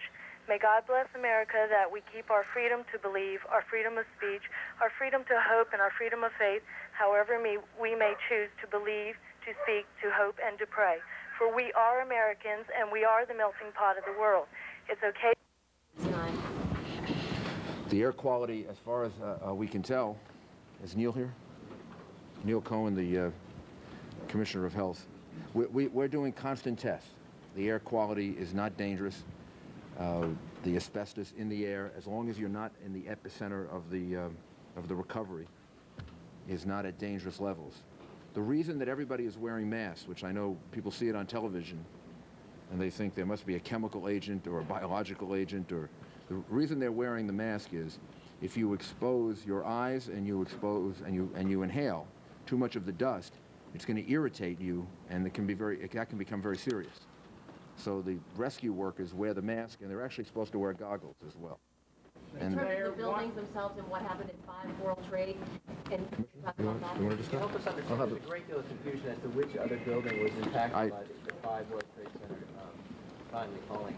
Please, if you could help us understand that, I'd appreciate it. Well, we expected it to fall. We had been working on it, trying to pick it apart, get as much you know, the fire out and the debris removed as we could, and it did collapse. There was some question whether or not the building one, Richie, was it one? Liberty? Where's Richie? One Liberty Plaza. Because there's some confusion about that address. Had some structural damage. It did not collapse. It was not a secondary collapse. We've sent people there to assess that structural damage. Is there a gas leak down there? Secondary collapse at the South Tower, and also possibility of gas leaks? Confirm that, or? Well, we've had ruptured gas lines all along. When we get them, we try to put them out wherever we can. We try to shut down every main that we could. We're not able to get access to all of the mains. There was talk about the Millennium Hotel at 55 Church Street. If you could walk through each of the buildings that are actually have sustained structural damage or have... We'll be able to give you a better report tomorrow. We have structural engineers. It's taking us a while to make all those assessments. We'll have better information tomorrow. Today, the only 2 buildings which partially completely collapsed was the remains of the South Tower, World Trade Center, and World Trade Center building number 5. Is that correct? Right. Those are the only 2 ones. Yes. Service, except there is no service south of 14th Street at this point. We'll locate the all-time. Task force has been following the investigation, and the trail there races back and forth across Florida. Kerry? It does, and the real focus of the investigation is on in Venice, Florida, which is on the Gulf. Tonight on the 10 o'clock news, we're going to have a complete wrap-up for you of the day's events, what's going on here locally, what happened in Boston today, going on in Florida, and also a lot of activity going on in the nation's capital today as well. Some information that did come out today, the White House reported that the White House and Air Force One were also intended targets in this terrorist attack. And actually, some interesting information about the plane that went down outside of Pittsburgh. What we have actually learned is that the terrorists allowed some of the people on the plane, what they did was they moved them to the back of the plane and allowed them to use their phone. So that's an indication there that they wanted people to know what was happening. They wanted the media alerted. They wanted the U.S. government alerted. And they basically wanted people to find out obviously who they were and what they were doing. So some of these folks called their family members. Their family members connected them with the FBI and 911, who told them about the planes crashing into the World Trade Center. At that point, they knew that their plane was going to go down. They knew that they were going to die. And basically, one of the men on board said to his wife, look, we know we're going to die. We're going to do something about this. We are not going to allow these people to take this plane into another U.S. target like they did the World Trade Center. It was soon after that point that that plane went down outside of Pittsburgh, obviously crashing and killing everyone on board. But it appears from that information that the people on board that plane actually then mounted an aggressive attack against the hijackers and took control of that plane, and they were determined not to get that plane into another U.S. landmark. Harry? All right, Linda, let's check in with the Newsline right now. Tina Telly is on our Newsline right now. Tina, you're looking for a loved one as well. Yes, I am. Can you tell us about who you're looking for? I'm looking for my very best friend, Shannon Fava. She's an employee of Cantor Fitzgerald Eastbeat. She worked on 101. Her husband did hear from her. I believe when the first plane hit was the last time he heard, and from what I hear, there was a lot of smoke up there, and we haven't heard anything for a long time, and it's very, very difficult because she has a 2-year-old. So rescue services in New York particularly have been particularly engaged by the fire department. And the reason for that is fairly simple. That department appears to have suffered some grievous losses. We know that police who moved into the buildings to help people when everybody was fleeing the other direction indeed lost their lives as well. But George Stephanopoulos was mentioning earlier today that on the walls of the firehouses around New York City are already beginning to appear the names and in some cases the pictures of men who sacrificed their lives. At least 200 of them, we believe, and maybe more than that, which makes it sensible that John McKenzie today spent so much time with firefighters. Many New York City firefighters tonight are exhausted, many struggling to control their emotions. Among those still missing, at least 200 of their fellow firefighters, thought to be buried under the rubble. It's a war zone. We're doing everything we can. We lost a tremendous amount of people. We're doing everything we can to get everybody out. I walked through the rubble looking for my buddies that I know were missing. I walked through the entire rubble and didn't find anybody. Fire Commissioner Thomas Von Essen. We'll keep looking. We have hundreds of people over there now trying to find as many possible locations that they might be in some way in a void or whatever, and you know, still be able to breathe. But even the commissioner concedes real hope is hard to come by. We believe that many of them are gone. Among the dead, some of the so-called super chiefs, some of the highest-ranking officers in the department, including one who helped rescue efforts after the Oklahoma City bombing. Also killed one of the department's Roman Catholic chaplains who had raced to the scene to comfort victims. I talked to their families, and I explained to them that they were working very hard and they were working at what they love to do. And I'm sure their efforts will end up having saved other lives, and their families can be very proud of them. Some of the firefighters who responded quickly yesterday were not even scheduled to be working. For some, it was a day off. Others had just finished their shift, but when the alarm sounded, they volunteered to rush to the scene. When the Twin Towers of the World Trade Center collapsed, there were more than 400 firefighters at the scene, many of them inside the building, running up the stairs, trying to rescue people trapped on the upper floors. Others were near their trucks, caught under the avalanche of debris. Today, the firefighters could only pick at the surface of the rubble. Right now, it's not too good. You got a lot of heavy debris. We're really just on top of the pile. We can't even, there's just a lot of crevices and holes, things you can look down into. You really can't see. The visibility is real poor. A lot of smoke, a lot of heat coming off of the debris. It's such a disaster that you don't think about yourself anymore, you know? Just don't even, just keep moving, you know? It's like God gives you the strength to get through it. The firefighters get a few minutes rest, a bottle of juice, something quick to eat, and then it's back to work. But with the realization, there are many fewer of them tonight. John McKenzie, ABC News, New York. And back to the streets to ABC's Bill Blakemore with his latest report. Bill?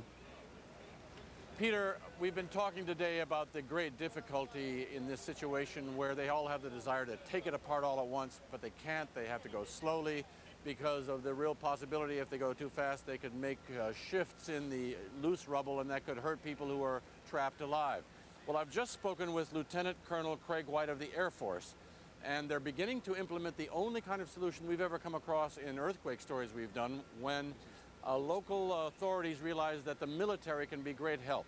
What's just beginning to happen in here, and he described the scene to us in great exact detail, all four services, the Marines, the Air Force, the Navy, and the Army, as well as a great many iron workers who have volunteered, are now beginning to cover the scene, now that it's cool enough, like ants on an anthill, he said.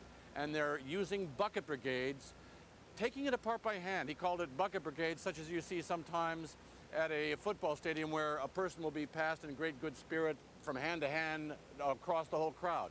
They're sometimes passing even a whole girder, large blocks of rock, small blocks of rock. The answer is to take it apart by hand. And he said sometimes they come to a tunnel, they call for everybody to be quiet. There's a shout of silence and they all get quiet. They bring up the dogs go into the tunnel, sniffing, they listen for any sounds, and then they get back to work very quickly. So we've begun to see the evolution of this kind of solution. Take it apart by hand. Thanks very much, Bill. Bill Blakemore on the scene tonight. And we want to try now, I think, finally to set something straight. And I may need the assistance of John Miller here, but I had an email just a short while ago on this controversy, not quite sure how it got started, about whether or not One Liberty Plaza, which is adjacent to the World Trade Center, was either on the verge of collapsing or had suddenly collapsed. A piece of reporting that emerged several hours ago and caused some confusion in terms of the immediate crisis zone.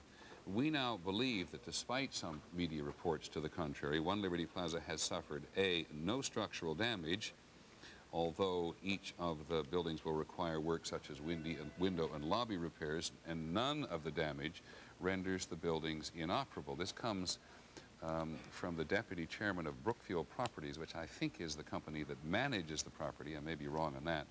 But I think, John, you confirmed that this heightened tension the other day, several hours ago, that another building had collapsed. Seems like a day ago. That several buildings at Liberty Plaza had collapsed are simply not true. No, apparently what happened, according to people I spoke to at the scene, is surveyors who were there checking the structural angles of building to make sure they looked okay were using a building as a guideline, number 4 World Trade Center. Apparently number 4 World Trade Center had shifted on an angle, so it was the wrong thing to use as a guide. They misdiagnosed the fact that One Liberty Plaza was leaning in a direction which in fact it wasn't. The damage they saw on the outside that gave them concern was superficial damage to the outer shell. Building inspectors and engineers have thoroughly gone through that building now and say it is structurally sound. The temporary morgue that they moved out, they've now moved back in. Well, and what a relief whether or not people identify with this particular building, and certainly either the owners or the property management people, I'm not sure who it is, they are certainly relieved to have it publicized that their building has not collapsed, when a lot of people seem to be saying it had collapsed, and we questioned the information at the time. Nonetheless, for the rest of the country, it is surely a relief that one more building has not collapsed, even though we know from everybody who's been on the ground there that there is a great deal of concern for adjacent properties to the trade centers as a result of the collapse of the 2 principal trade towers. We've tried, as we continue, to give you a variety of different perspectives on what happened yesterday.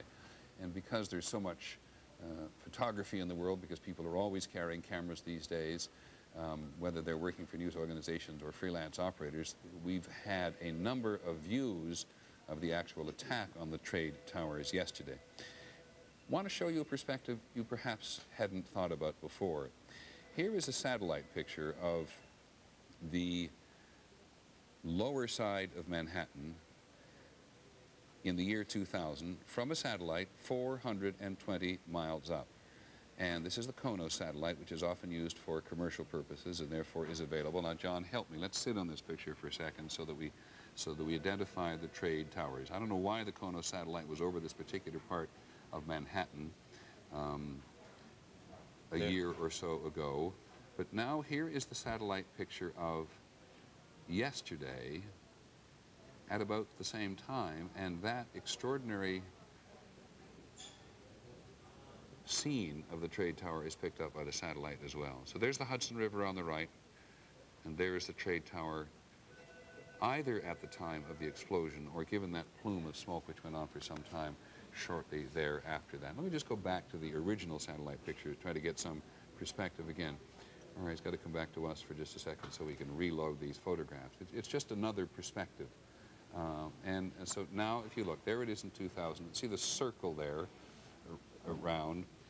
Just to the left of that, you see those two diamonds. That's right. It's just to the left of that. And you see, so there's where the Trade Center was a year ago. Now here's the change to yesterday. It's not exactly in the same position, but you can see that for reasons we don't fully understand, the Equinos satellite, 423 miles above the Earth, was looking at the southern edge of Manhattan yesterday as it was a year ago. Also a picture from yesterday of the attack on the Pentagon. And here we may get, this is the Pentagon from the Space Imagining Company. We don't know precisely when this was, but we've all tried very hard to understand. And here's what it looked like from a satellite yesterday. And you see the brown part at the top up there. That gives you probably the best perspective we have had until now, the penetration of the aircraft. Remember, at first we thought it had penetrated a variety of these rings, as they're called, or lines.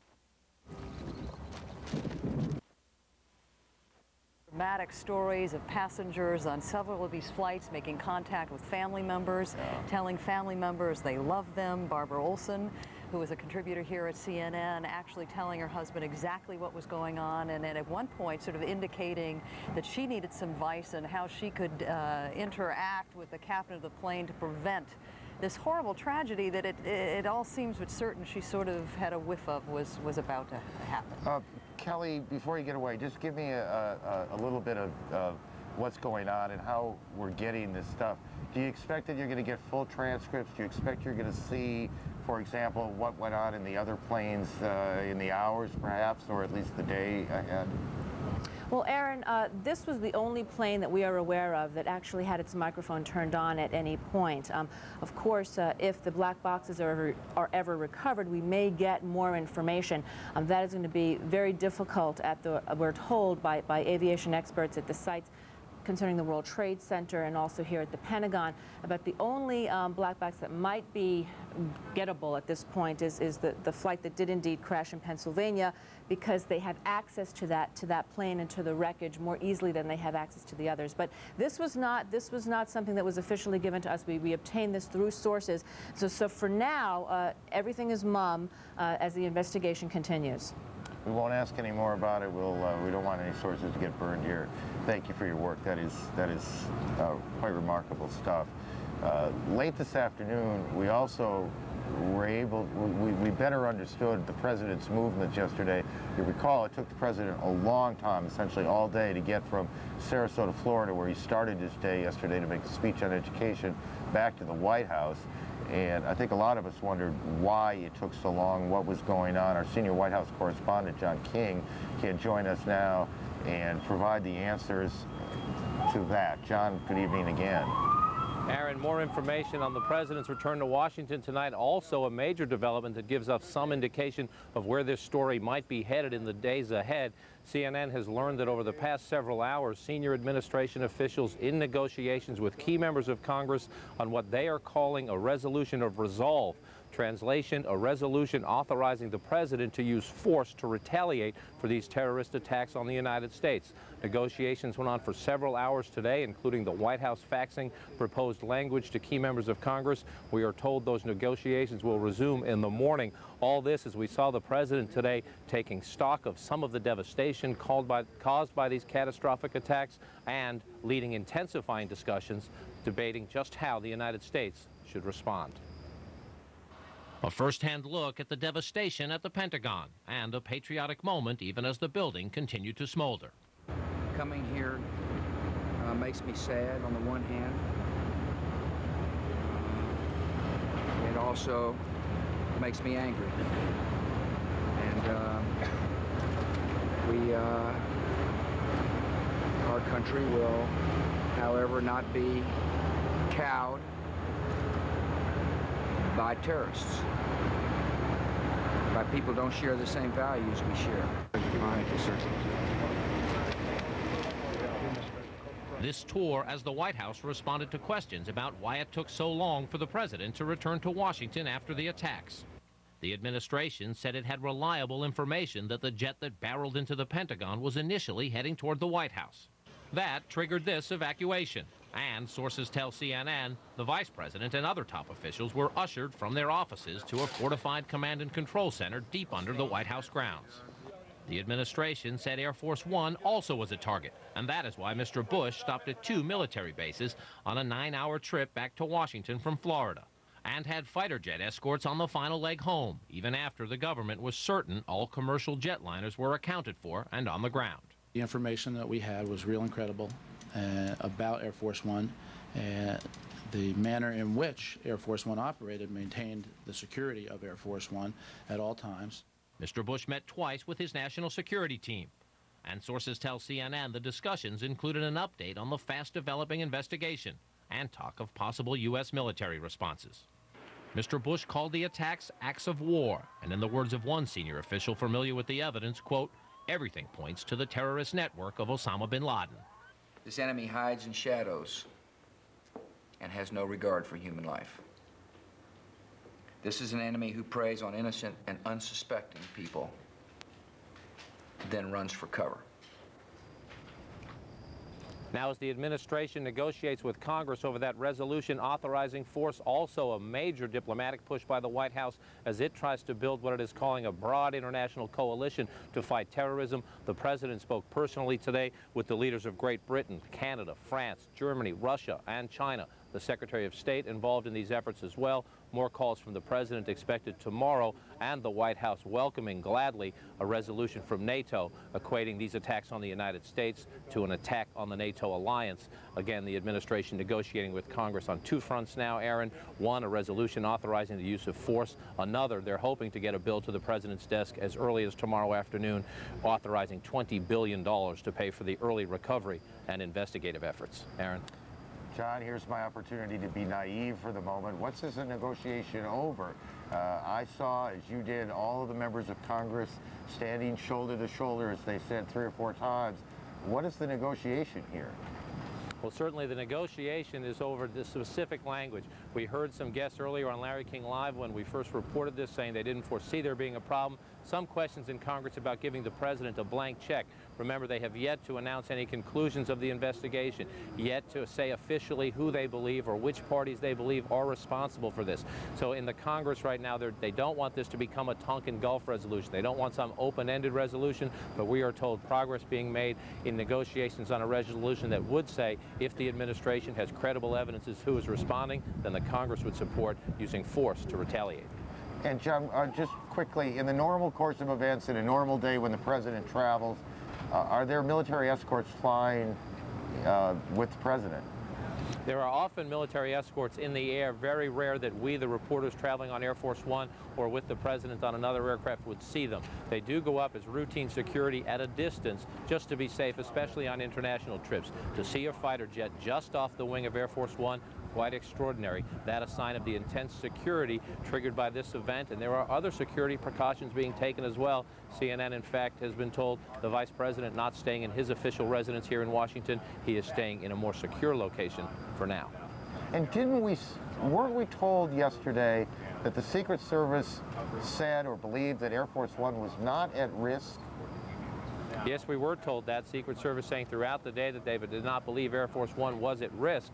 Now officials saying that they do believe that it may have been a potential target, but they note that that's why it did not come back to Washington. They would say now that it was not at risk because it did not return to airspace anywhere near Washington, anywhere near the northern half of the country for that matter, until they had accounted for all commercial airliners. At the time the president left Florida for Louisiana, when he left Florida originally, that plane that crashed outside of Pittsburgh was still in the air.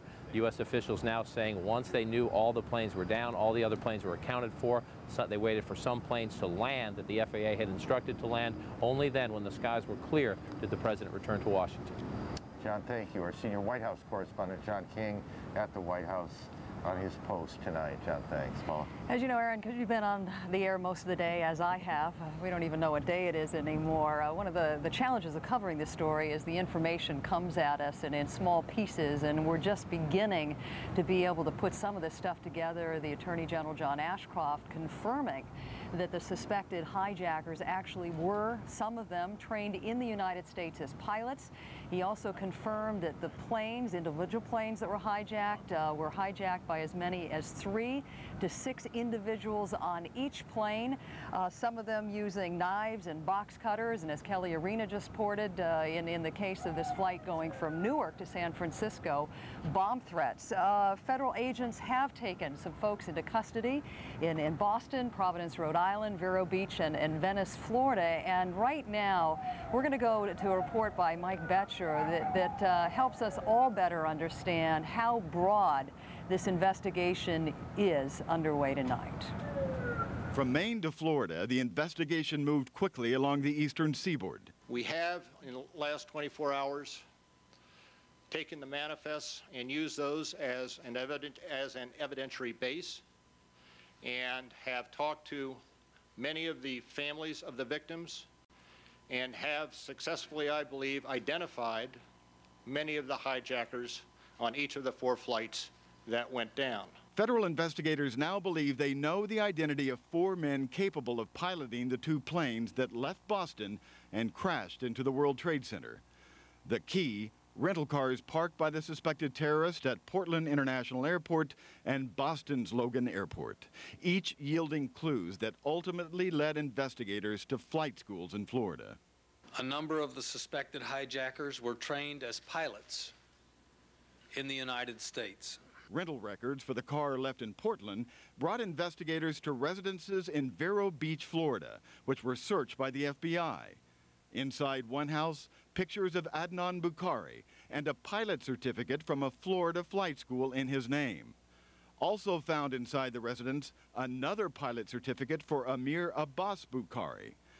Another certificate indicates that at least one of the Bukharis participated in a program to help train Saudi Airlines employees. Federal investigators believe the 2 men are brothers and prime suspects. FBI agents also visited other Florida locations after gathering clues from the second rental car parked at Boston's Logan Airport that led to the identity of 2 more men, also pilots, Mohammed Atta and Marwan Youssef Al-Shehi, who received at least some flight training at Huffman Aviation in Venice, Florida. Charles Voss is a bookkeeper at Huffman Aviation who briefly allowed the 2 men to stay at his house. They were, like I said, students, and they arrived over there a year ago. It was in last July. And when they first arrived, they had no place to stay. They just popped in pretty much, as I recall, unannounced. And so we provided them for the benefit of the flight school, provided them a place to stay for a few days. At least one person believed to be an acquaintance of the Bukharis has been taken into custody for questioning. There have been occasions where we have interviewed individuals and come to find that the individual is out of status, and that individual has been detained on an immigration hold. But there have been no arrests relating to these hijackings at this point. Having found the 4 men, federal investigators believe piloted the 2 hijacked jets into the World Trade Center towers. They are now scouring Florida flight schools, searching for the pilots of the other 2 jetliners, one that crashed in Pennsylvania, the other that rammed the Pentagon. Now, about the nationality of those 4 suspects, the Bukhari brothers are Saudis, according to sources, and the other 2 suspects are holders of United Arab Emirate passports. Now, we have several new pieces of information provided by CNN correspondent Eileen O'Connor, who has been providing new information all day long. She says 3 people were taken into custody in an FBI raid at the Westin Copley Hotel in Boston. They are material witnesses. They were not arrested. They are material witnesses. They have also learned, according to her sources, federal investigators, they've also learned that 7 of the airline tickets were purchased with 1 credit card. That is a critical piece of information, according to those investigators. As well, we've learned that, and Eileen O'Connor has learned that America Online, which is the parent company of CNN, has handed over records on email accounts that were used by suspects in this case. And as well, Eileen O'Connor is reporting that 2 hijackers used a ferry to get to the United States to Bar Harbor, Maine from Nova Scotia. So they used a ferry to reach this country. Paula? Mike, if you could clear up something for us tonight. I know some of the officials I've talked to are quite sensitive about calling these men who have been taken into custody as suspects. Can we, with great comfort, call all these men that are being questioned suspects tonight, or just a couple of them? What is their status? Well, Paula, those who are living, who were taken, the people at the hotel who were taken, are material witnesses. We're not calling them suspects. The federal investigators aren't calling them suspects. But the 4 people who the federal investigators say are suspects, the Bukhari brothers and the other 2 people down in Florida, they believe those 4 people are dead, Paula, and they were on the airplane and are very likely the 4 people who would have flown the aircraft, the 2 airplanes, into the 2 World Trade Center towers. Mike, earlier today you spent some time focusing in on reports that both surfaced in the Boston Globe and the Boston Herald showing the vulnerabilities of Logan Airport. Those reporters calling the security procedures there in some cases shoddy. Based on what you're learning about what has been retrieved from that car that was parked at Logan Airport, could anything have stopped these guys? Any security procedures have stopped these guys from carrying off what they accomplished out of Logan Airport? Well, you know, Paula, let me answer it this way. I spent 5 weeks in Beirut this summer.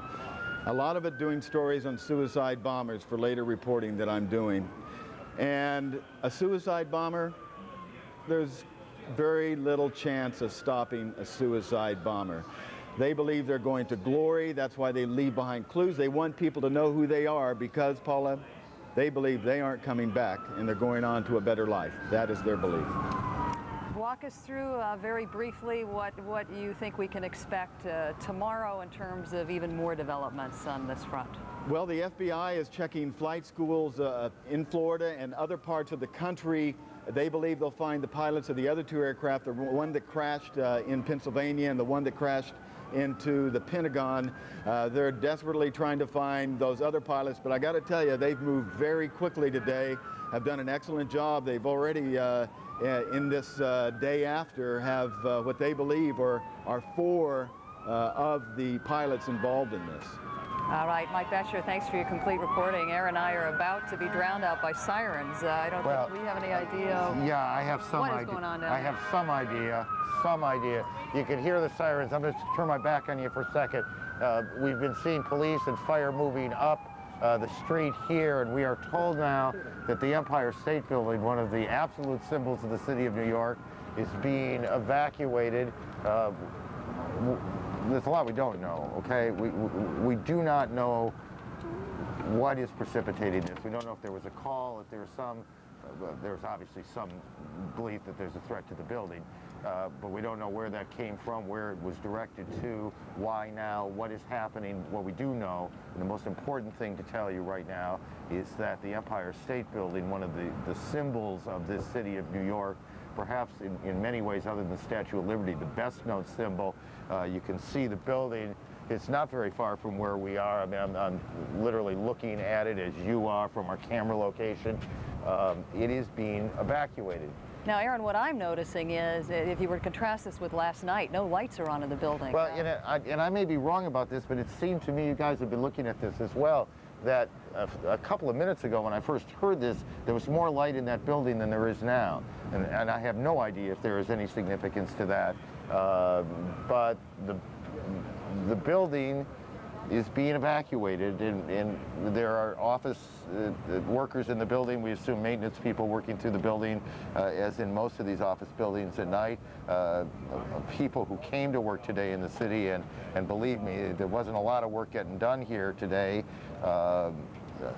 We suspect have gone home long ago. We don't know how many people are in the Empire State Building, but all of them are being told to get out. And you heard, as we were talking just a moment ago, the sound of the sirens coming up, what are essentially empty streets here. It's not like they need the sirens to clear people out of the way, but they were, and there were a fair number of them coming up the street, and we assume that that is related to whatever is going on in the Empire State Building. We assume that in part because the World Trade Center itself, ground zero in all of this, is still 30 blocks or so, give or take, from the Empire State Building from where we are tonight. Now, what some folks who don't live in New York might not know is that the top of the Empire State